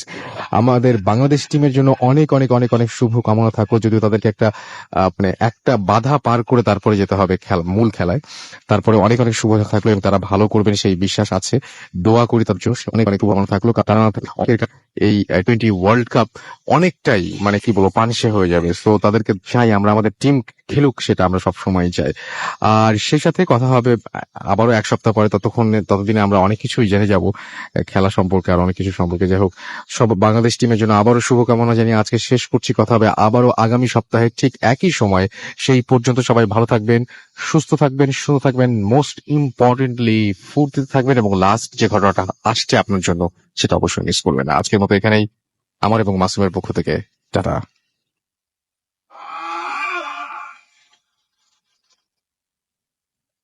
হ্যালো, আসসালামু আলাইকুম রাসেল ভাই। আমি শারমিন বলতেছি নিউইয়র্ক থেকে। আমি ভূত ফিল্মের একজন রেগুলার লিসেনার্স। এই পর্যন্ত আমি একটাও এপিসোড মিস করি নাই। এনিওয়ে, আজকে আমি আপনাদের সাথে যে ঘটনাটা শেয়ার করব সেটি আমার নানা এবং নানিকে নিয়ে আমার মায়ের মুখ থেকে শোনা, এবং কিছুটা আমি মানে দেখেছি। আমি তখন খুব ছোট ছিলাম, বাট আমার মনে আছে কিছু কিছু। তো আমি সরাসরি আমার ঘটনায় চলে যাচ্ছি। আমার ঘটনাটা হলো, আমার নানা ছিলেন একজন বাংলাদেশ বিমানের অফিসার, এবং ঘটনাটা অ্যাকচুয়ালি 1989 বা 90 এরকম হবে। তো আমি তখন খুবই ছোট, আমার বয়স তখন 5 কি 6 বছর। আমার টোটালি সবকিছু মনে নেই, বাট আমার হালকা হালকা অনেক কিছুই মনে আছে। তো আমার নানা যখন বাংলাদেশ বিমানের একজন অফিসার ছিলেন, সে প্রায় কাজে ইন্ডিয়ায় যাওয়া আসা করতেন। তো আমার নানা যখন ইন্ডিয়ায় যাওয়া আসা করতেন, আমাদের বাসা তখন ছিল রায়ের বাজার টালি অফিসে। ঘটনাটা হচ্ছে যে আমার নানা যখন ইন্ডিয়া যাওয়া আসা করতেন, আমার নানি থাকতো ঢাকাতে রায়ের বাজারে, এবং ওই সময় আমার নানার সাথে একজনের অ্যাফেয়ার হয়, একজন ইন্ডিয়ান মহিলার অ্যাফেয়ার হয়, বাট উনি কলকাতার, উনি ইন্ডিয়ান বাঙালি বলতে গেলে। তো তাদের সাথে এমনই অ্যাফেয়ার হয়ে যায় যার কারণে মানে তারা এগ্রি হয় যে বিয়ে করার জন্য। কিন্তু আমার নানি চাচ্ছিলেন না যে সে আরেকটা বিয়ে করুক। তো অনেকভাবে আমার নানি বোঝানোর পরে যে আমার আম্মুরা 4 ভাই বোন ছিলেন, 2 বোন 2 ভাই। তো এই কারণে অনেক বোঝানোর পরে আমার নানা উনাকে বিয়ে না করতে এগ্রি হন। তারপরে যেটা ঘটে হলো যে ওই মহিলাটা আমার নানাকে কি বলে বা কিভাবে যেন একটা পাথর দেয়। সেই কালো রঙের পাথর, একদম কুচকুচে কালো, এবং এই ধরনের পাথর আমরা কখনো দেখেছি বলেও মনে হয় না। তো এই পাথরটা যখন আমার নানার কাছে চলে আসলো বা নানা নিল, তখন থেকে আমার নানি কে উনি দেখতে পারেন না। আমার নানিকে একেবারেই সে সহ্য করতে পারেন না, এবং সে টোটালি উনাকে বিয়ে করার জন্য এগ্রি এগেন, লাইক উনাকে সে বিয়ে করবেই। কোনো কারণ দিয়ে তাকে আর বোঝানো যাচ্ছিল না যে বিয়ে না করার জন্য সে বিয়ে করবেই। তো আমার নানি গেলেন একজন মসজিদে হুজুরের কাছে যে এরকম এরকম হলো ঘটনা, যে এক পাথর ওনার সাথে সারাক্ষণ থাকে, এবং এই পাথরটা যখনই ওনার কাছে দেখলো আমার নানি, সে তারপরের থেকেই দেখা যাচ্ছে যে মানে আমার নানিকে সহ্য করতে পারতেছেন না।